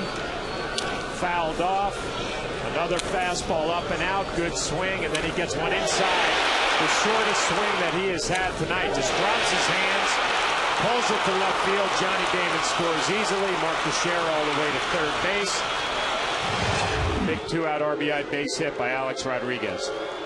Jim Hickey will come out and talk with Price. Let's talk about that, John, because I've heard Alex say it as well. You said that's the shortest swing he's had all night. That's the difference I've seen in him this year. In these spots, rather than trying to jack it out all the time, he shortens his swing and wants to hit the ball hard, put it in play. He did a nice job when he got behind in the count. He shortened everything up. Let's face it, he's strong enough. All he has to do is hit the ball on the barrel. It's going to jump. Leg kick, nice and short. Beautiful swing. We've seen Alex in the past get beat with fastballs inside, not on that swing. That's beautiful. It helps when you see 7 fastballs in a row, too. I mean, you start to get the timing down.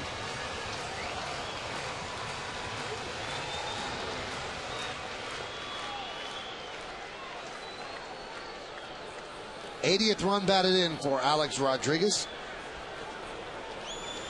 So the Yankee lead is now 2-0. Here's Nick Swisher with runners on the corners and 2 outs. Walk, single, single.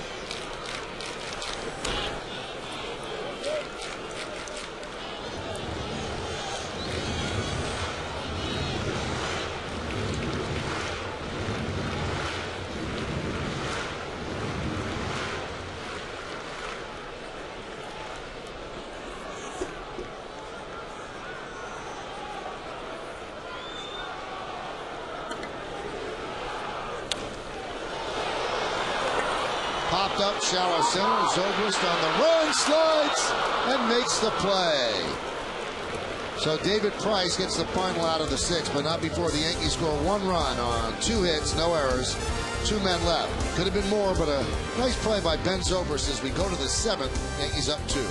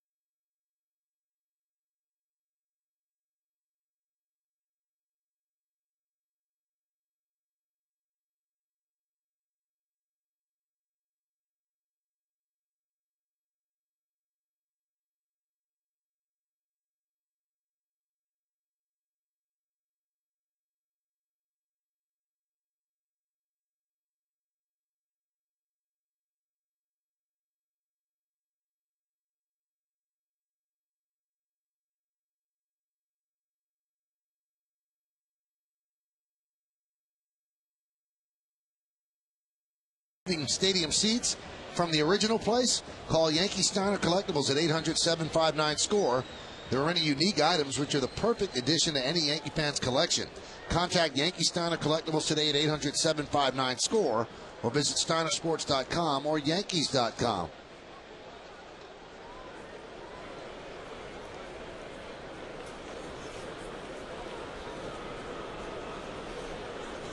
Verizon wireless scoreboard, 2-0 Yankees.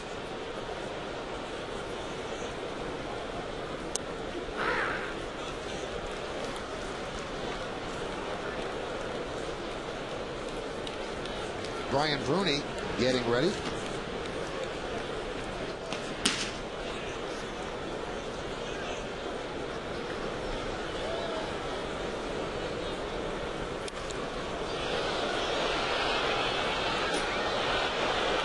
Slider's been such a good pitch for Chad Gaudin tonight. That was the worst slider he's thrown all night, and Longoria pulled it foul. Marte joining Brian Bruni in the bullpen. Playing the ball game where the pitch count is under control, but you want to make sure that Chad Gaudin leaves on a positive note. Been very impressive tonight. Rip foul. Those are 3 back-to-back-to-back bad sliders from Chad Gaudin. That would be the first warning sign for Dave Island, the pitching coach. Joe Girardi.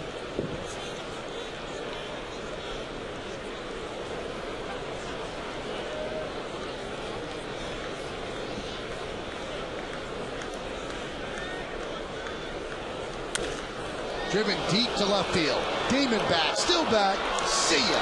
Home run Longoria, and the Yankee lead is cut in half. Well, you can see it happening there, John. I saw more with the sliders. They were kind of rolling. His hand was underneath the ball, and then he decided to change it up and go with a fastball, and they really didn't have a lot on it.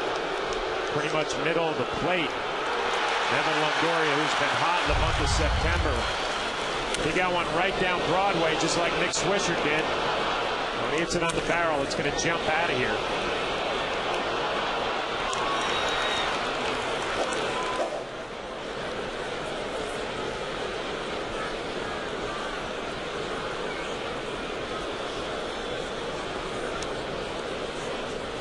Home runs.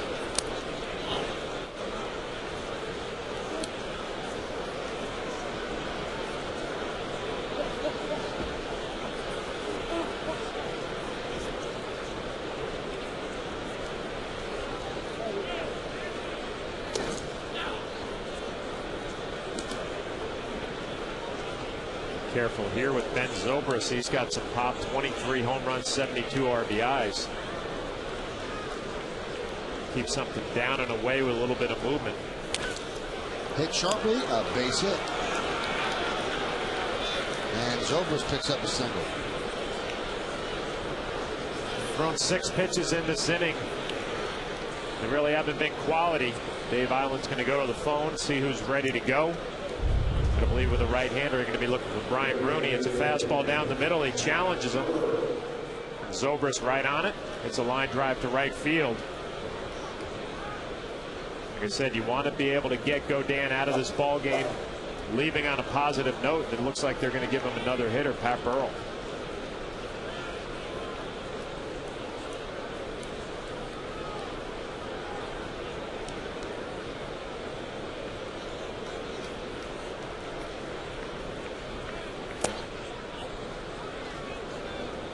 Count 1-0.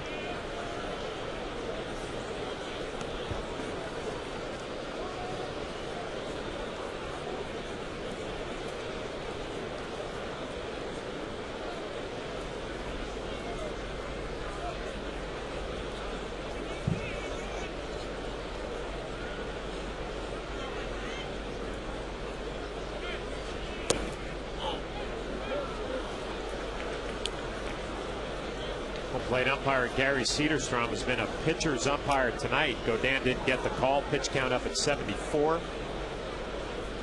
Really the first pitch I think Gary has missed tonight. Looked like a pretty good slider for a strike.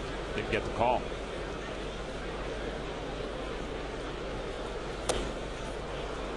And the count now 3-0.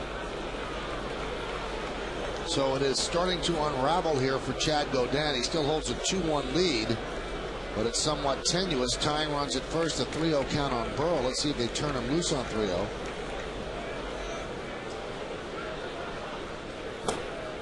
And he walks him. So now the tying run moves into scoring position, and that's going to do it for Chad Gaudin as Joe Girardi will go to his bullpen. And he calls on the left-hander Marte with Richard due up. There's a lot of righties on the bench. You've got Kapler, you've got Upton. Got some switch hitters, so Joe Madden could take out the lefty Richard. Chad Godin's going to get a nice hand, and he deserves it. Up to this inning, he was just splendid. An outstanding performance by the right-hander. He takes a slow walk to the Yankee dugout. Damaso Marte will come on to face Chris Richard.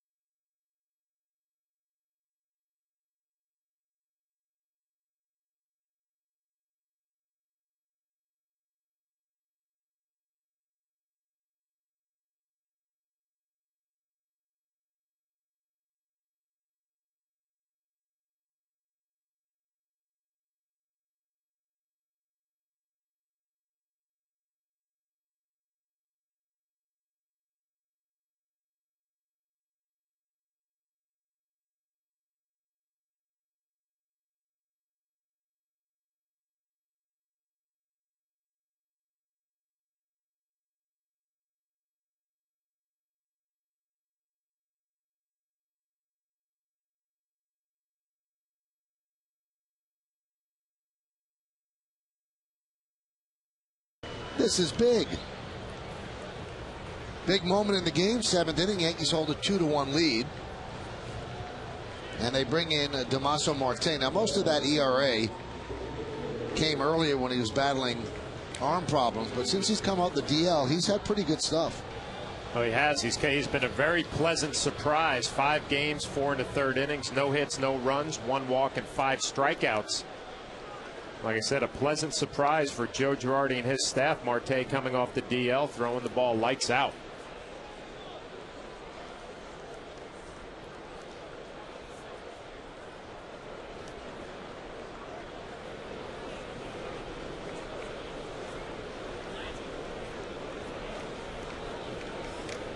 Kapler pinch hits for Richard.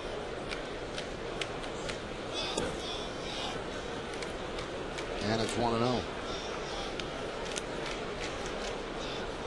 Be a possibility of a sacrifice bunt here. Kapler looking down at third base coach Tom Foley for the signs. Was not showing bunt on the first pitch. Now in a hitter's count.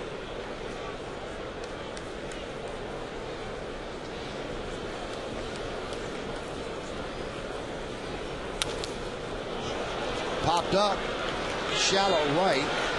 Nick Swisher is there for the first out.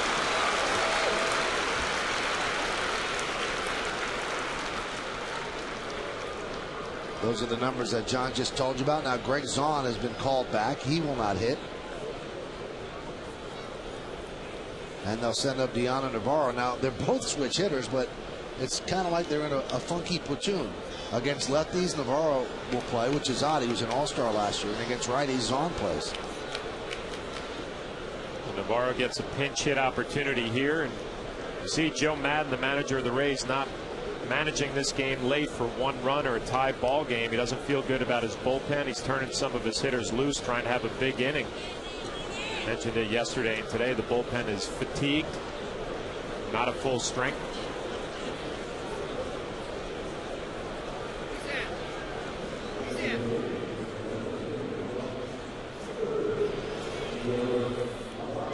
Well, now, with the information that we know and he knows, well, Joe Girardi said, all right, you're going to bring in a guy that you don't like to hit left-handed. I'll bring in a right-hander, and you're going to make him turn around to the left side. So Marte comes on to get the pinch hitter Kapler, and now they can call Navarro back because they have another catcher, Sean Riggins. We'll see how Joe Maddon works this.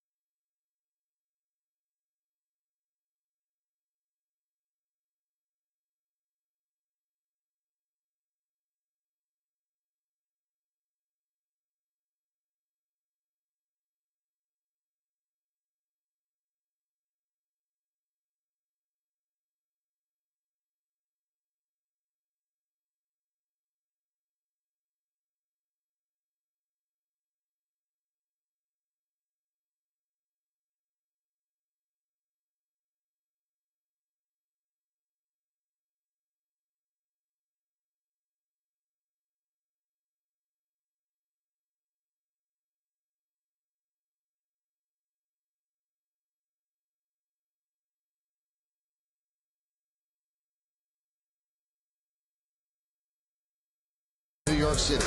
It would be a crime to miss back-to-back episodes of Law & Order: Criminal Intent. It's one of TV's best dramas. Monday nights at 8 p.m. starting September 28th on My 9. The press watching this closely as Bruni comes on, and Navarro will spin around to the left side. Against righties, he's hitting 188 this year. Against lefties, 295. Now, you might have missed it earlier. David Robertson is experiencing stiffness in his right elbow, and he's visiting Dr. James Andrews in Alabama. So Brian Bruni moving up kind of on that ladder, the pecking order. And in his last 11 games, 10 and 2/3 innings, 1 run, 8 hits, 8 walks, and 5 strikeouts. So he's flirted with disaster, but has managed to avoid it. There's a strike. Brian Bruni kind of rounding himself into form at the right time. If you're the Yankees, came off the disabled list a little bit jumpy, a little bit excited, couldn't find the strike zone. He seems to be settling down. He's getting some innings under his belt after the forearm strain.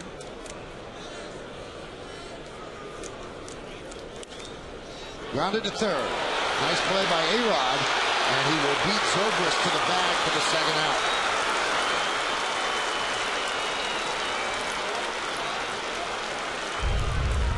Nice play by Alex Rodriguez. Navarro stays inside, slaps it the other way. Alex going to his right, gets to his feet quickly, and then it's a foot race to third base. Able to beat Zobrist. Good quick first step for Alex Rodriguez. Hip obviously not a problem. Good quickness at third, good reactions.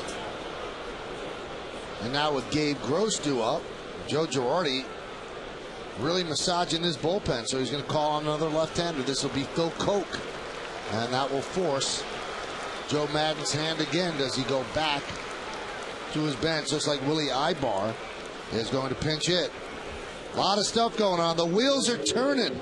Manager's going cap bill to cap bill. It's 2-1 Yankees.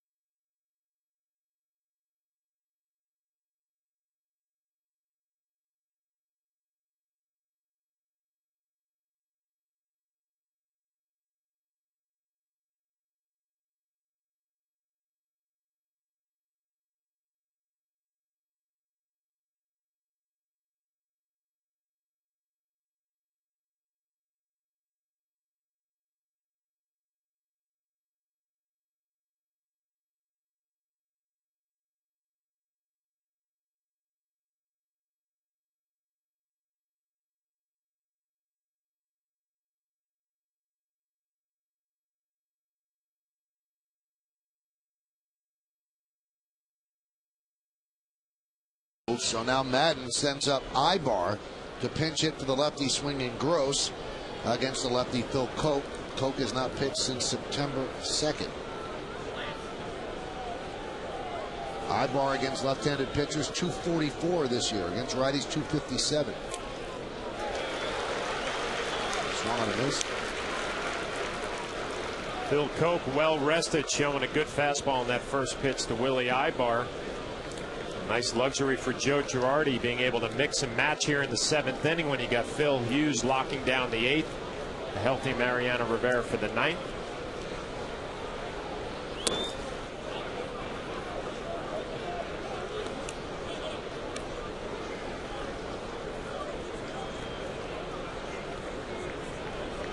This has a little playoff feel here where you mix and match with your bullpen. You got a couple of pieces, a couple of lefties, righty. 1-1. Foul back. 1-2.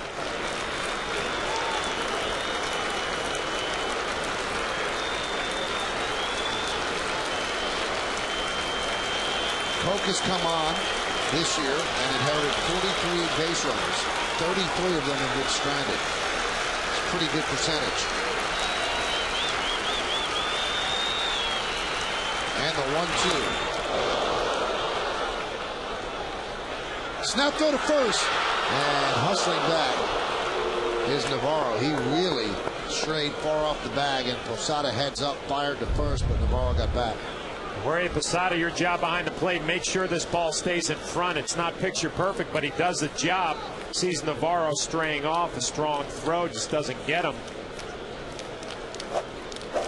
Nice job by Jorge Posada, just keeping it in front. A tough pitch to block.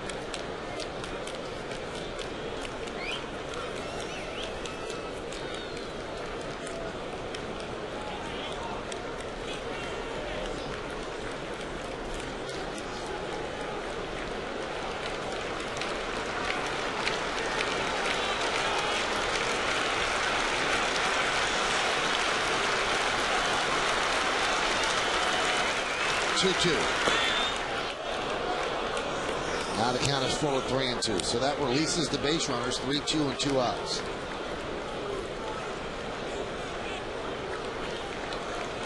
Chad Godin now a spectator. He can win the game. He can't lose it.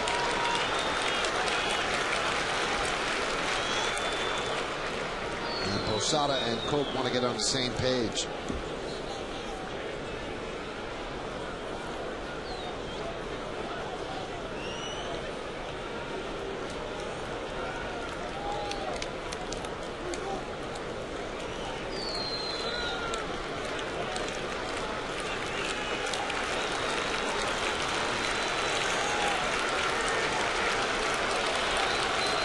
Runners go. Missed outside, so the bases are loaded.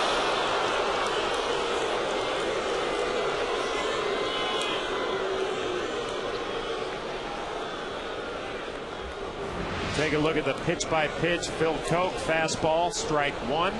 Goes with another one that misses up and away. Another fastball right down the middle, fouled off, and then a slider. Nice play by Posada. That's the one he wanted Ibar to swing at. He didn't do it, and then he misses off the plate away with the fastball.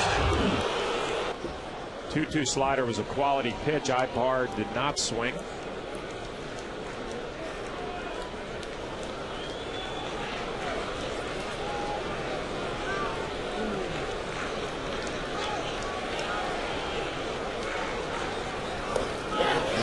Iwamura is the strike. He did not hold up.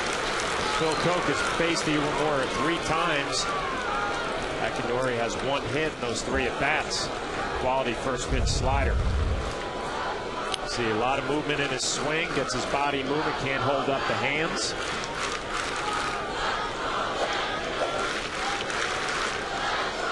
Well, Navarro and Ibar. Third to first. Shattered back. Ground ball to Hairston. Fires to first. And the Yankee bullpen does the job. All the mixing and matching by Girardi pays off beautifully as he outduels Joe Madden in the battle of wits. But the Rays get a run on 2 hits, no errors, and the bases are left loaded. At the end of 6.5, time for the 7th inning stretch. Phil Koch is pumped up, but will stay right here with the Yankees leading 2-1 to honor America in the Bronx. Servicemen and women serving our country at home and around the globe.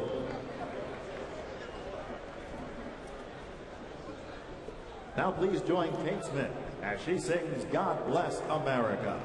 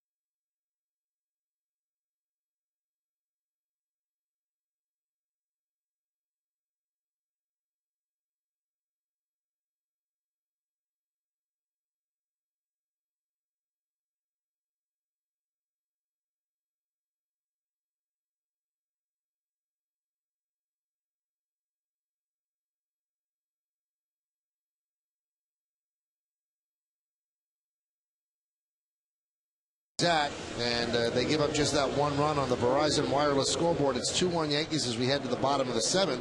So the Yankee bullpen does its job, and now we'll see if the Rays bullpen can do its job. Lance Cormier will take over for David Price. There's some changes defensively for the Rays. All the guys that pinch hit are in the game.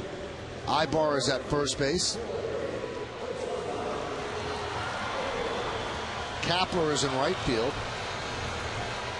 Navarro behind the plate. And as I mentioned, Lance Cormier is pitching. Those are his numbers. He's had a good year. He suffered the loss yesterday in the first game. Gave up 3 runs in the 8th inning. A big inning for the Yankees in that first game of the day-night doubleheader.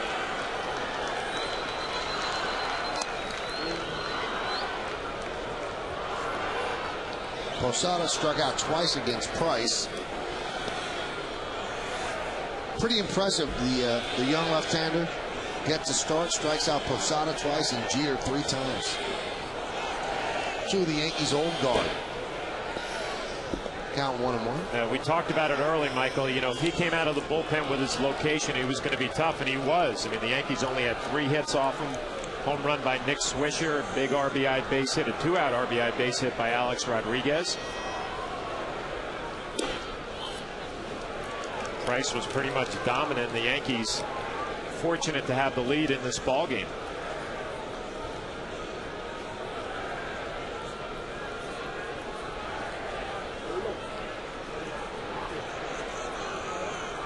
Cormier took the loss in yesterday's game.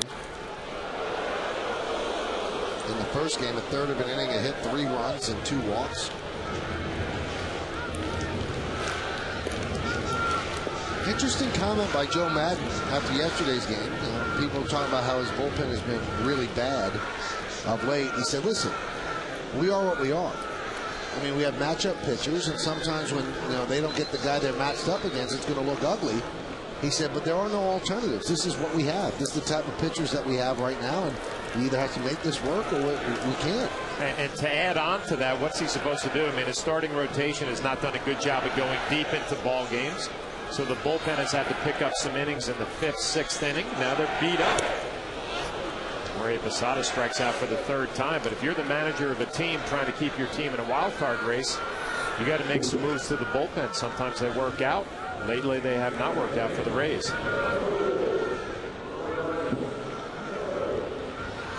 Phil Hughes ready to pitch the 8th inning.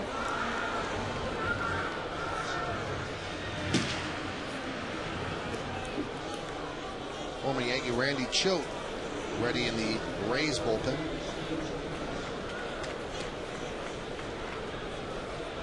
Here's Cano. Fouled off.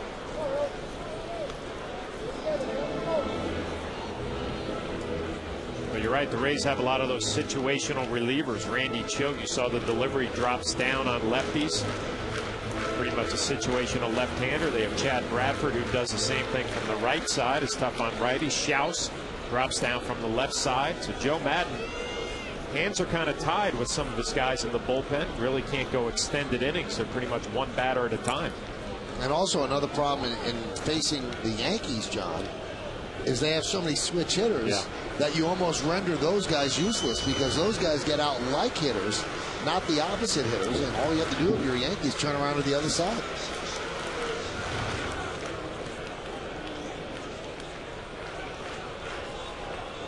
Just in the lineup alone tonight, 4 switch hitters.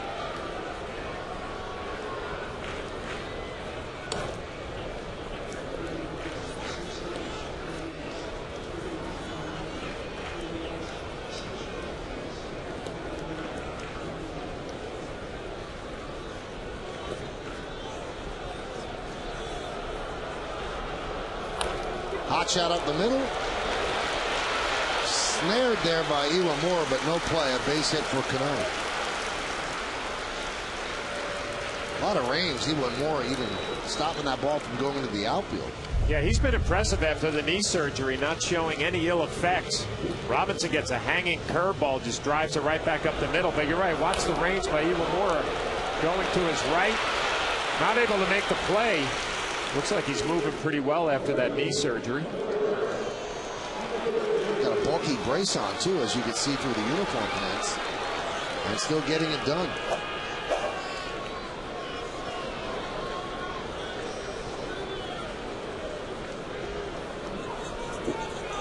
Here's Melky Cabrera. He grounded out to second and fouled out to the catcher.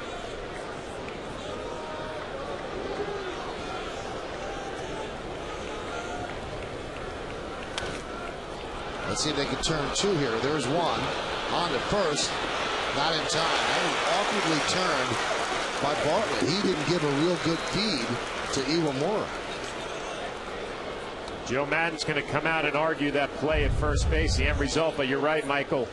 Bartlett makes the play, but it's an awkward feed. You can see he's coming in charging, and he gives a low feed to Iwamura. He gets his feet tangled up a little bit, has to do an off-balance throw, didn't have a lot on it. He was out. It looked like he was out.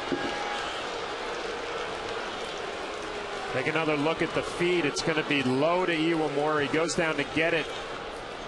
Not a lot on the throw, but enough to get Melky Cabrera, but they don't get the call. You know, a play like that is where you really appreciate Robinson Cano and his arm strength. He makes that play all the time and has a lot more on it than Iwamura had on that throw.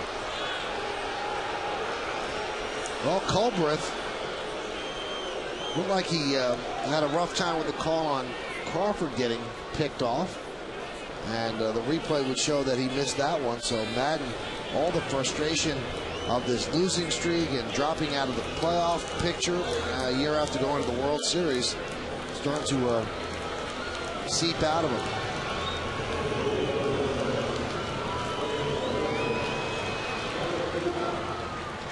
Culbreth let him have his say. Maybe because he knew he was wrong. Sometimes umpires make the wrong call when they realize it, and they'll let the manager have a little more leeway to a point.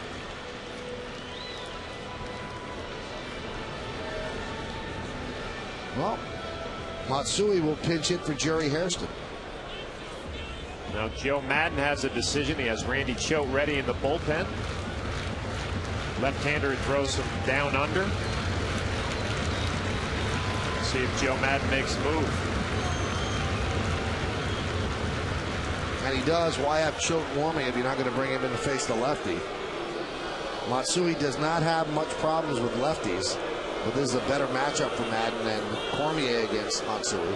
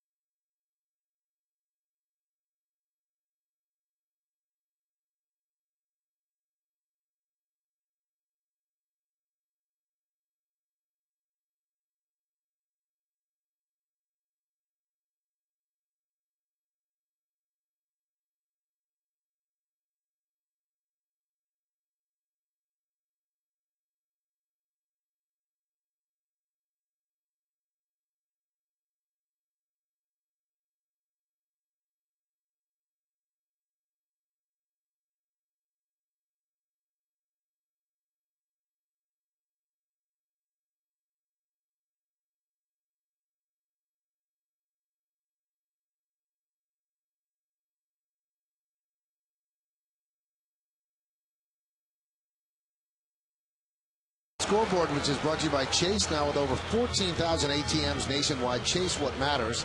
First game of doubleheader, 11-9, Texas over the Indians. Toronto 6 and Minnesota 3, bottom of the 7th. Boston all over Baltimore in the bottom of the 7th. And Detroit 3-2 over KC in the top of the 5th. That's the AL. Let's look at the NL.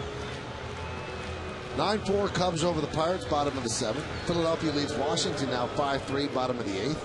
Marlins 4 and the Mets 2. That's in the top of the 7th inning. And Atlanta leading Houston 2-0 in the bottom of the 6th. Right here in New York City, Yankees lead the Rays 2-1. 2 outs, 1 on, and the pinch hitter Matsui against the left-hander Randy Choate.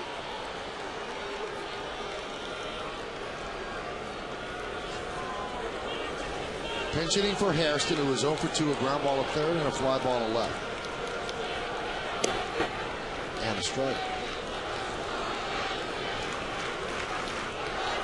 Ex-Yankee Randy Choate maybe has found a home here in Tampa. He ranks 2nd in the American League in appearances since his May 25th promotion from the minor leagues. 23 hits and 26 2/3. Lefty specialist. Lefties hit 186 against him. Righties hit 308. You can see why he's tough. He has a different delivery down underneath, has a sweeping slider. Also has some good movement in on the left-handers if he chooses to go with the fastball in there. Hideki has 1 at bat off of Randy Choate as a base hit. Runner goes, but Matsui swings and misses, so Choate comes in and does his job. For the Yankees in the 7th, no runs a hit, no errors, and 1 man left. We go to the 8th inning. Yankees lead 2-1.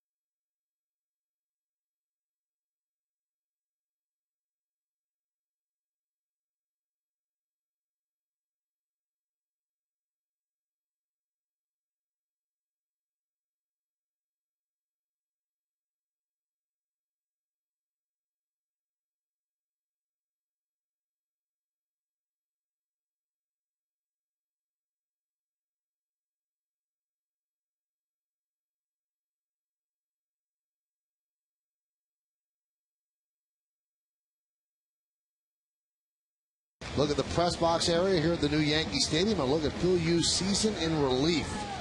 That's a pretty impressive ERA, John, 1.08. He has become automatic out there. 22 hits and 41 2/3, and it's really changed the Yankees season since he's gone to the bullpen, and more specifically locking down that 8th inning. You saw how Joe Girardi managed the 7th inning, using 4 pitchers in 1 inning, knowing that you got Phil Hughes for the 8th, a healthy Mariano Rivera for the 9th.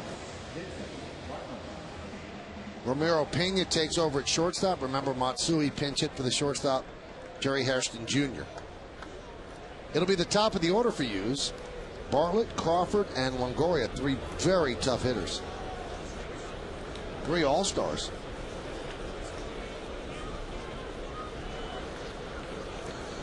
And Hughes deals.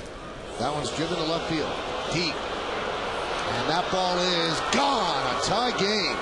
1 pitch, Bartlett deposits it in the seats and left, and it's 2-2.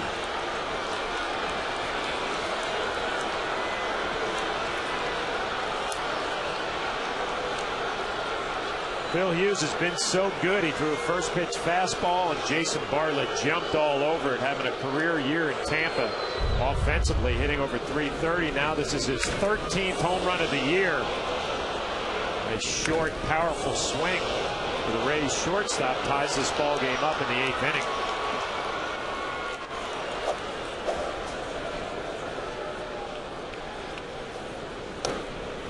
Pitch to Crawford, is upstairs. That's the first home run that Hughes has allowed since June 10th. Bartlett's 13th of the year.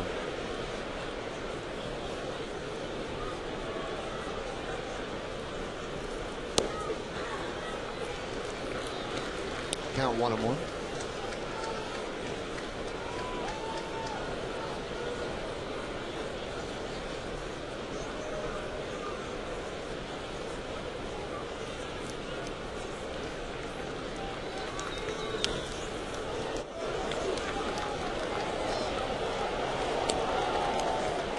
He's been so automatic that there's almost a sense of shock in the ballpark.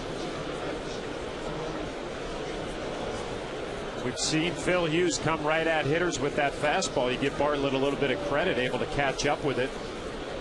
Hit a home run to tie this ball game up, but Phil Hughes has been so aggressive coming out of the bullpen. You can't fault him for going right out to shortstop with a first pitch fastball. That is the first time that Hughes has blown the lead as a reliever. First blown save. Once you get over the shock, you got to take care of Carl Crawford here. 55 stolen bases on the year. And that dumped into center field for a base hit. So Crawford's 3rd hit of the night. And let's see if he runs. Time for the in-game box score for the Rays, brought to you by Hyundai. Ready for good news? Get Hyundai Assurance and up to $5,000 cash back on select models now. Crawford just picked up his 3rd hit. Had a triple in the 1st inning, a home run by Bartlett, a home run by Longoria. That's the scoring for the Rays. Ben Zobrist had a hit. Well, Phil Hughes had Carl Crawford on base last night or in yesterday's ball game. Tony Pena called the pitch out. Carl Crawford ran. He was thrown out by Jorge Posada. Pretty much the same situation here. Facing another dangerous hitter, Evan Longoria hit his 30th home run early on.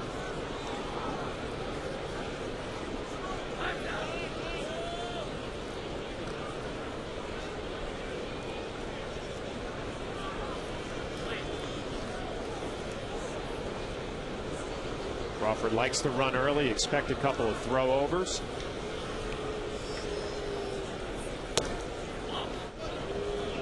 Count 1-0. Now the Yankees have it in their book that he runs on the 1st or 2nd pitch. So first pitch was a ball. Would the Yankees gamble and pitch out here on 1-0?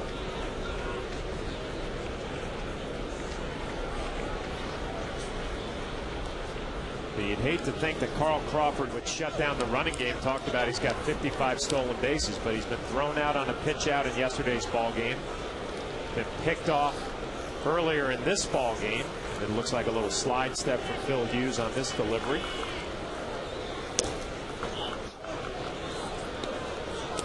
Carl Crawford looks a little tentative at first base. A lot going through his mind. Pitch outs, throw-overs, slide steps.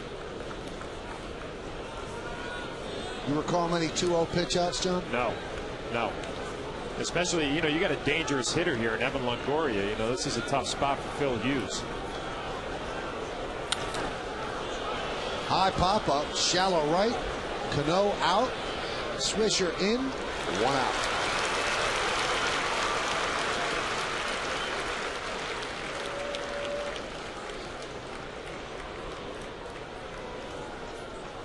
Big out to a powerful hitter, especially heading the count 2-0. Longoria got a fastball.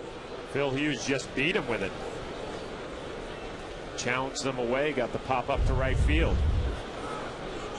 Right down the middle. You can see the frustration.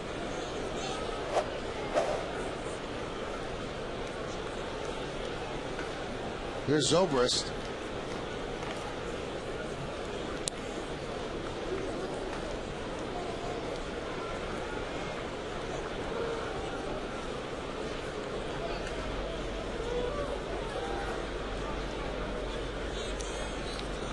See that pitch out again. First pitch here. Same situation in yesterday's game, threw over and then pitched out. Do you think the Yankees could have gotten in Crawford's head and scared him away from the stolen base? I'm sure that's the idea with Tony Pena. I mean, a lot of times in a series, when you call a pitch out early in a series, it puts that thought into a base runner's mind that you're going to do it again. Carl Crawford looks like he's on his heels.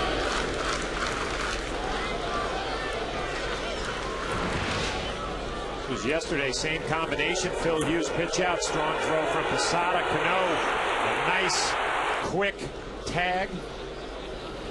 Posada loved it.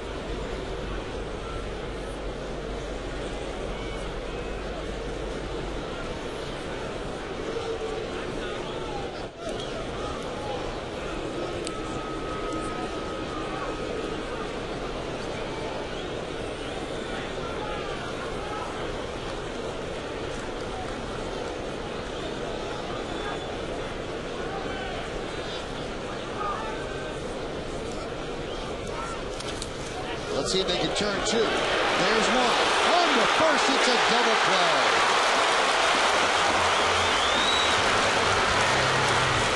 But the Rays tie the score. A home run by Jason Bartlett. But this sleekly turn 4-6-3 ends the eighth. We go to the bottom of the inning.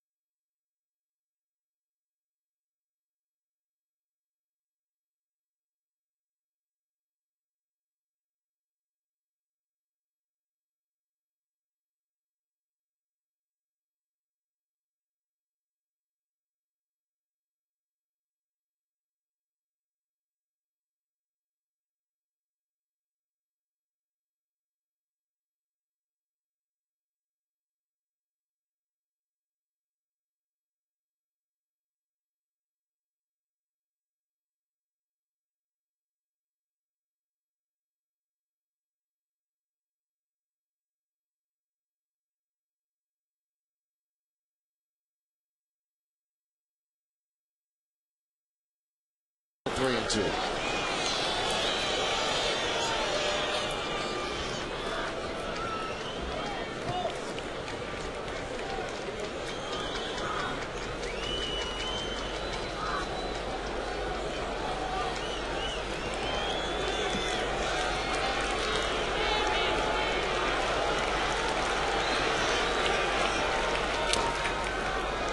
Just got a piece to stay alive.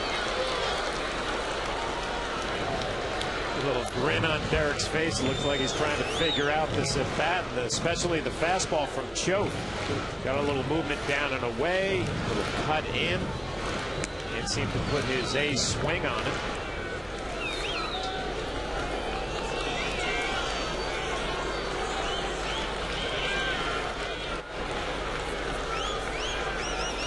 Three-two.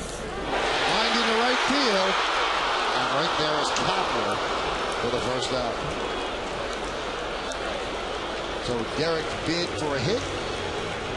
It stays up there too long and Kapler runs it down. So good at bat. He finally got his A swing on the fastball. Hits it hard to right at Gabe Kapler in right field.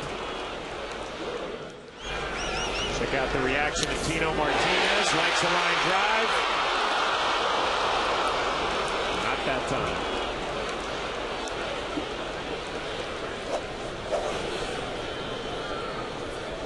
There's Johnny Damon. Down 0-1. Damon's 0 for 2 with a walk and a run scored.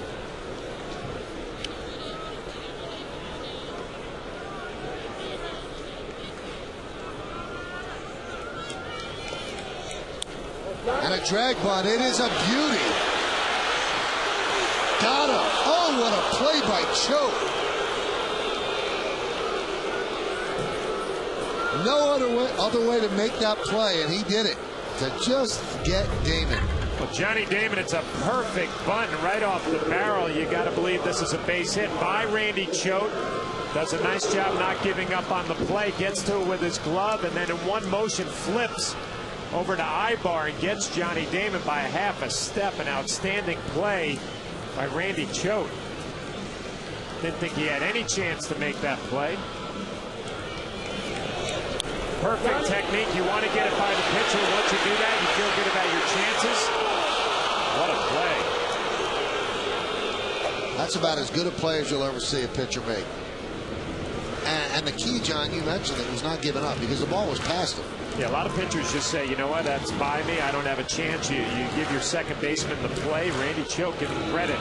Did not give up. Very athletic play to finish it off with the glove. A little flip to Willie Ibar. In one motion, ball in the glove, you flip it over there, and it worked out. Great play.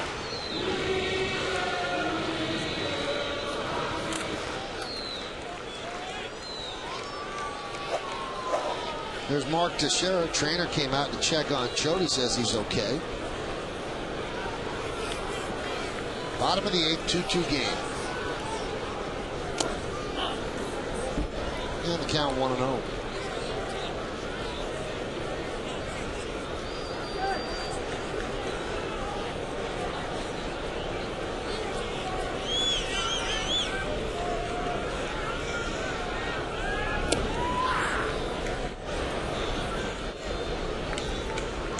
One ball, one strike, 2 outs. Bottom of the 8th. The Rays have out-hit the Yankees 8-4, but the game is tied at 2. Teixeira with 2 home runs yesterday. Trails Carlos Pena, who's shut down for the season, by 4 home runs for the American League lead. Mark hit those 2 home runs yesterday, hitting left-handed. All of his at-bats tonight have been hitting right-handed. Had a base hit against David Price his last at-bat.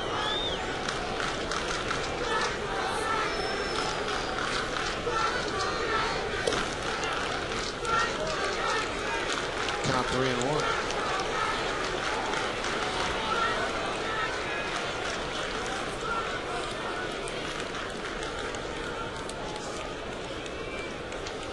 Alex Rodriguez on deck.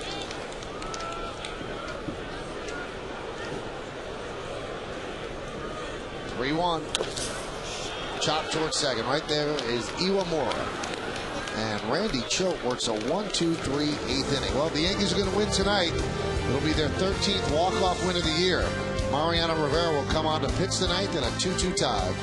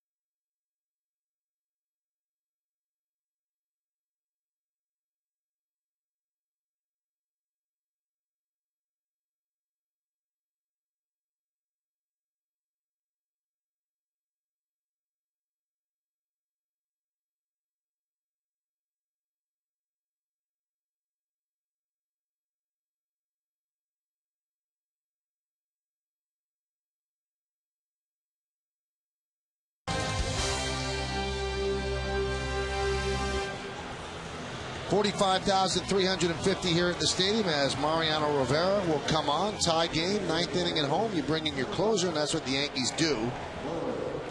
1.75 ERA, 63 strikeouts, and 56 and 2/3 innings.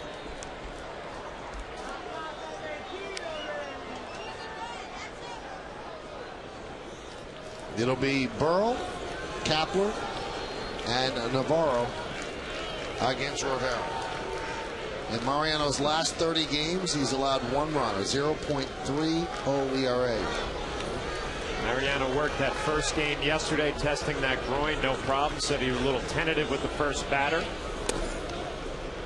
After that, everything fell into place nicely.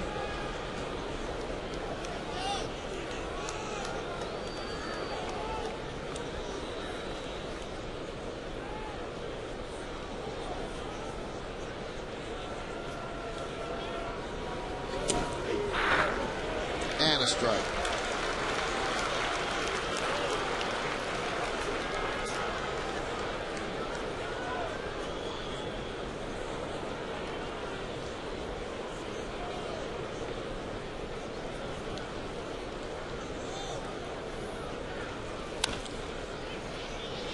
Count 1-2. Mariano trying to tie Pat Burrell up inside. 3 pitches in a row on the inner half. Trying not to let him get extended. Only has 13 home runs on the year, but he has some power, can run into one. See if Mariano goes up in the zone here. High fastball. Goes outside, off the end of the bat. Teixeira touches first, 1 away.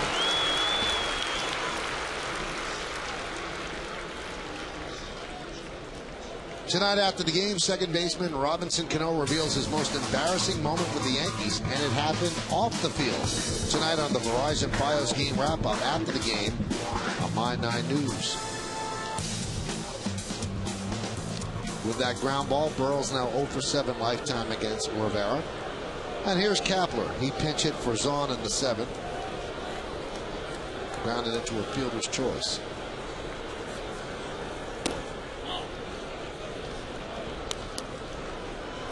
Count 1-0.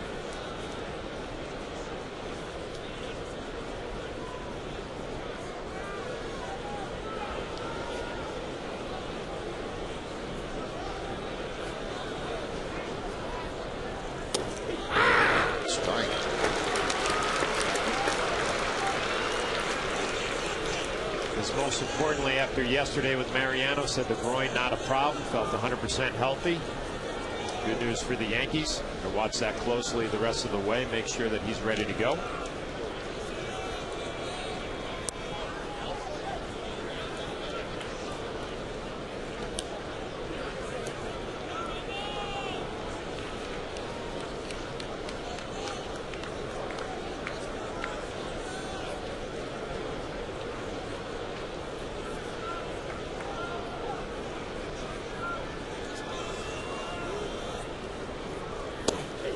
Strike on the inside corner.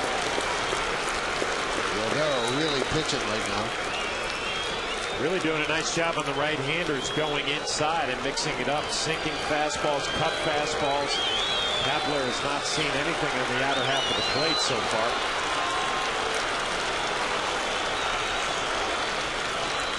And the 2-2. High pop-up. Ramiro Pena on the outfield grass. 2 outs.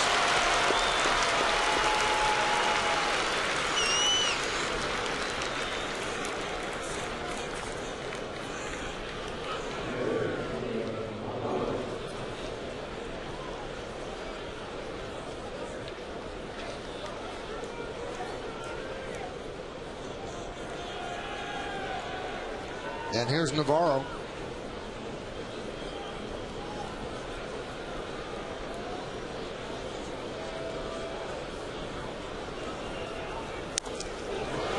Big healthy cut 0-1.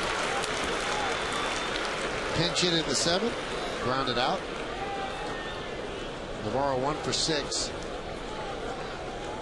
against Rivera. Dan Wheeler warms to the Rays.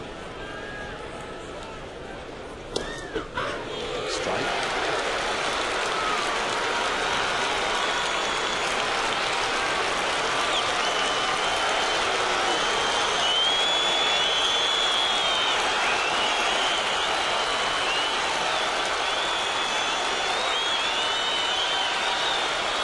And the 0-2. He struck him out. An impressive 1-2-3 inning from Mariano Rivera. Yankees have a chance to win it at the bottom of the 9th. The question is, who wants pie? Pies galore. 12 walk-off wins for the Yankees.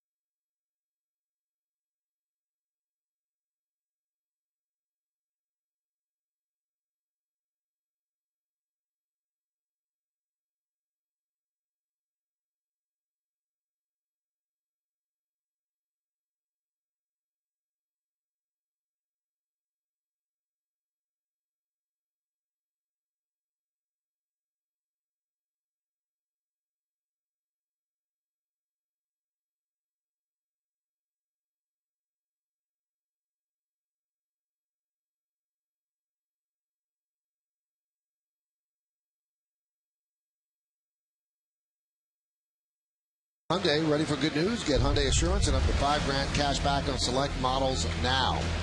Not many hits in there. Mark Teixeira has one. Alex Rodriguez an RBI single. Nick Swisher a long home run. And Robinson Cano picked up an infield single.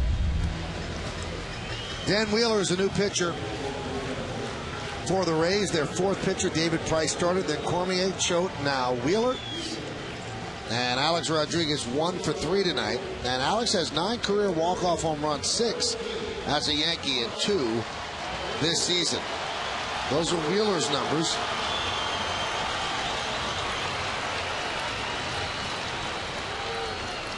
Yankees at home, 47-20, best record in baseball, and 12 of the 47 have been won in their last at bat. 12 walk-off wins.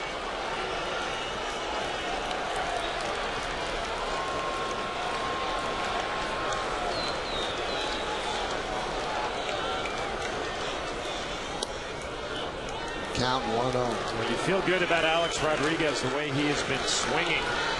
12 of his 24 home runs have either tied a game or given the Yankees a lead. Had 3 hits yesterday. A base hit tonight off of David Price and a good fastball inside. The swing right now real short and quick. The 1-0. There's a strike.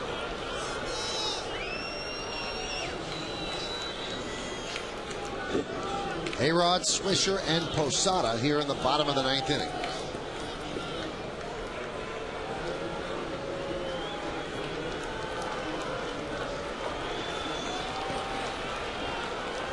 Swisher on deck.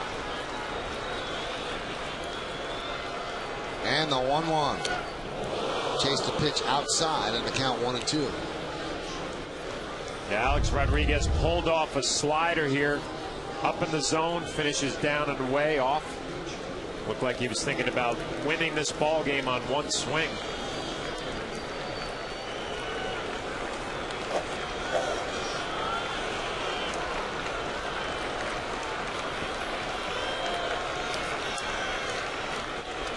And the 1-2. Hot shot to short. Gobbled up by Bartlett. And there's one away here in the bottom of the 9th.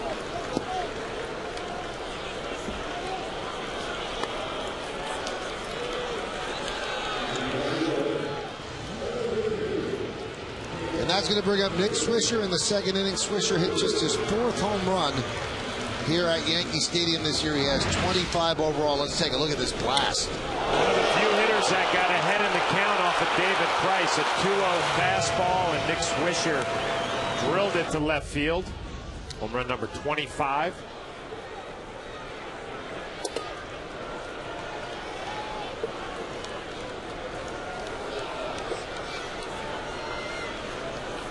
This time batting from the left side. And the pitch is high from Wheeler, 1-0.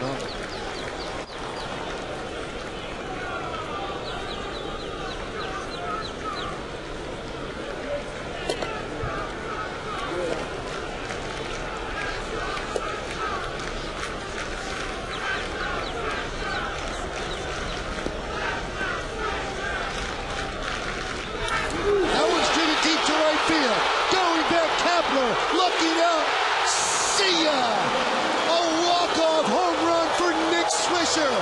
Lucky 13 for the Yankees. Another pie is on order, and the Yankees win 3-2.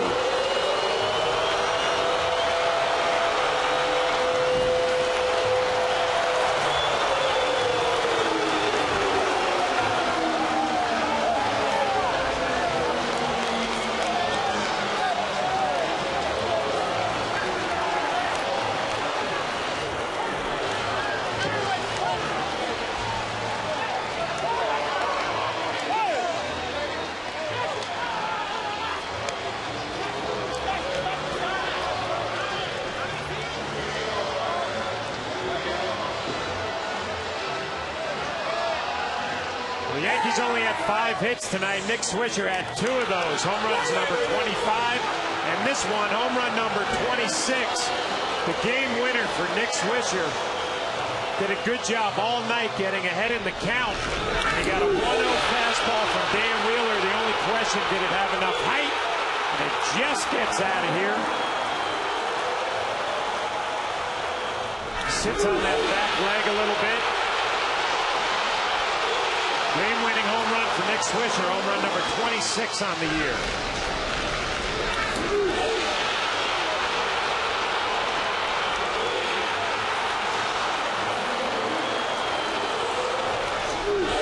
Now Derek Jeter didn't get any hits, but as he said, hey, we got to win. How can I complain? So Nick Swisher has found that Bronx home run stroke as the Yankees do it again. And Nick Swisher has already gotten his pie.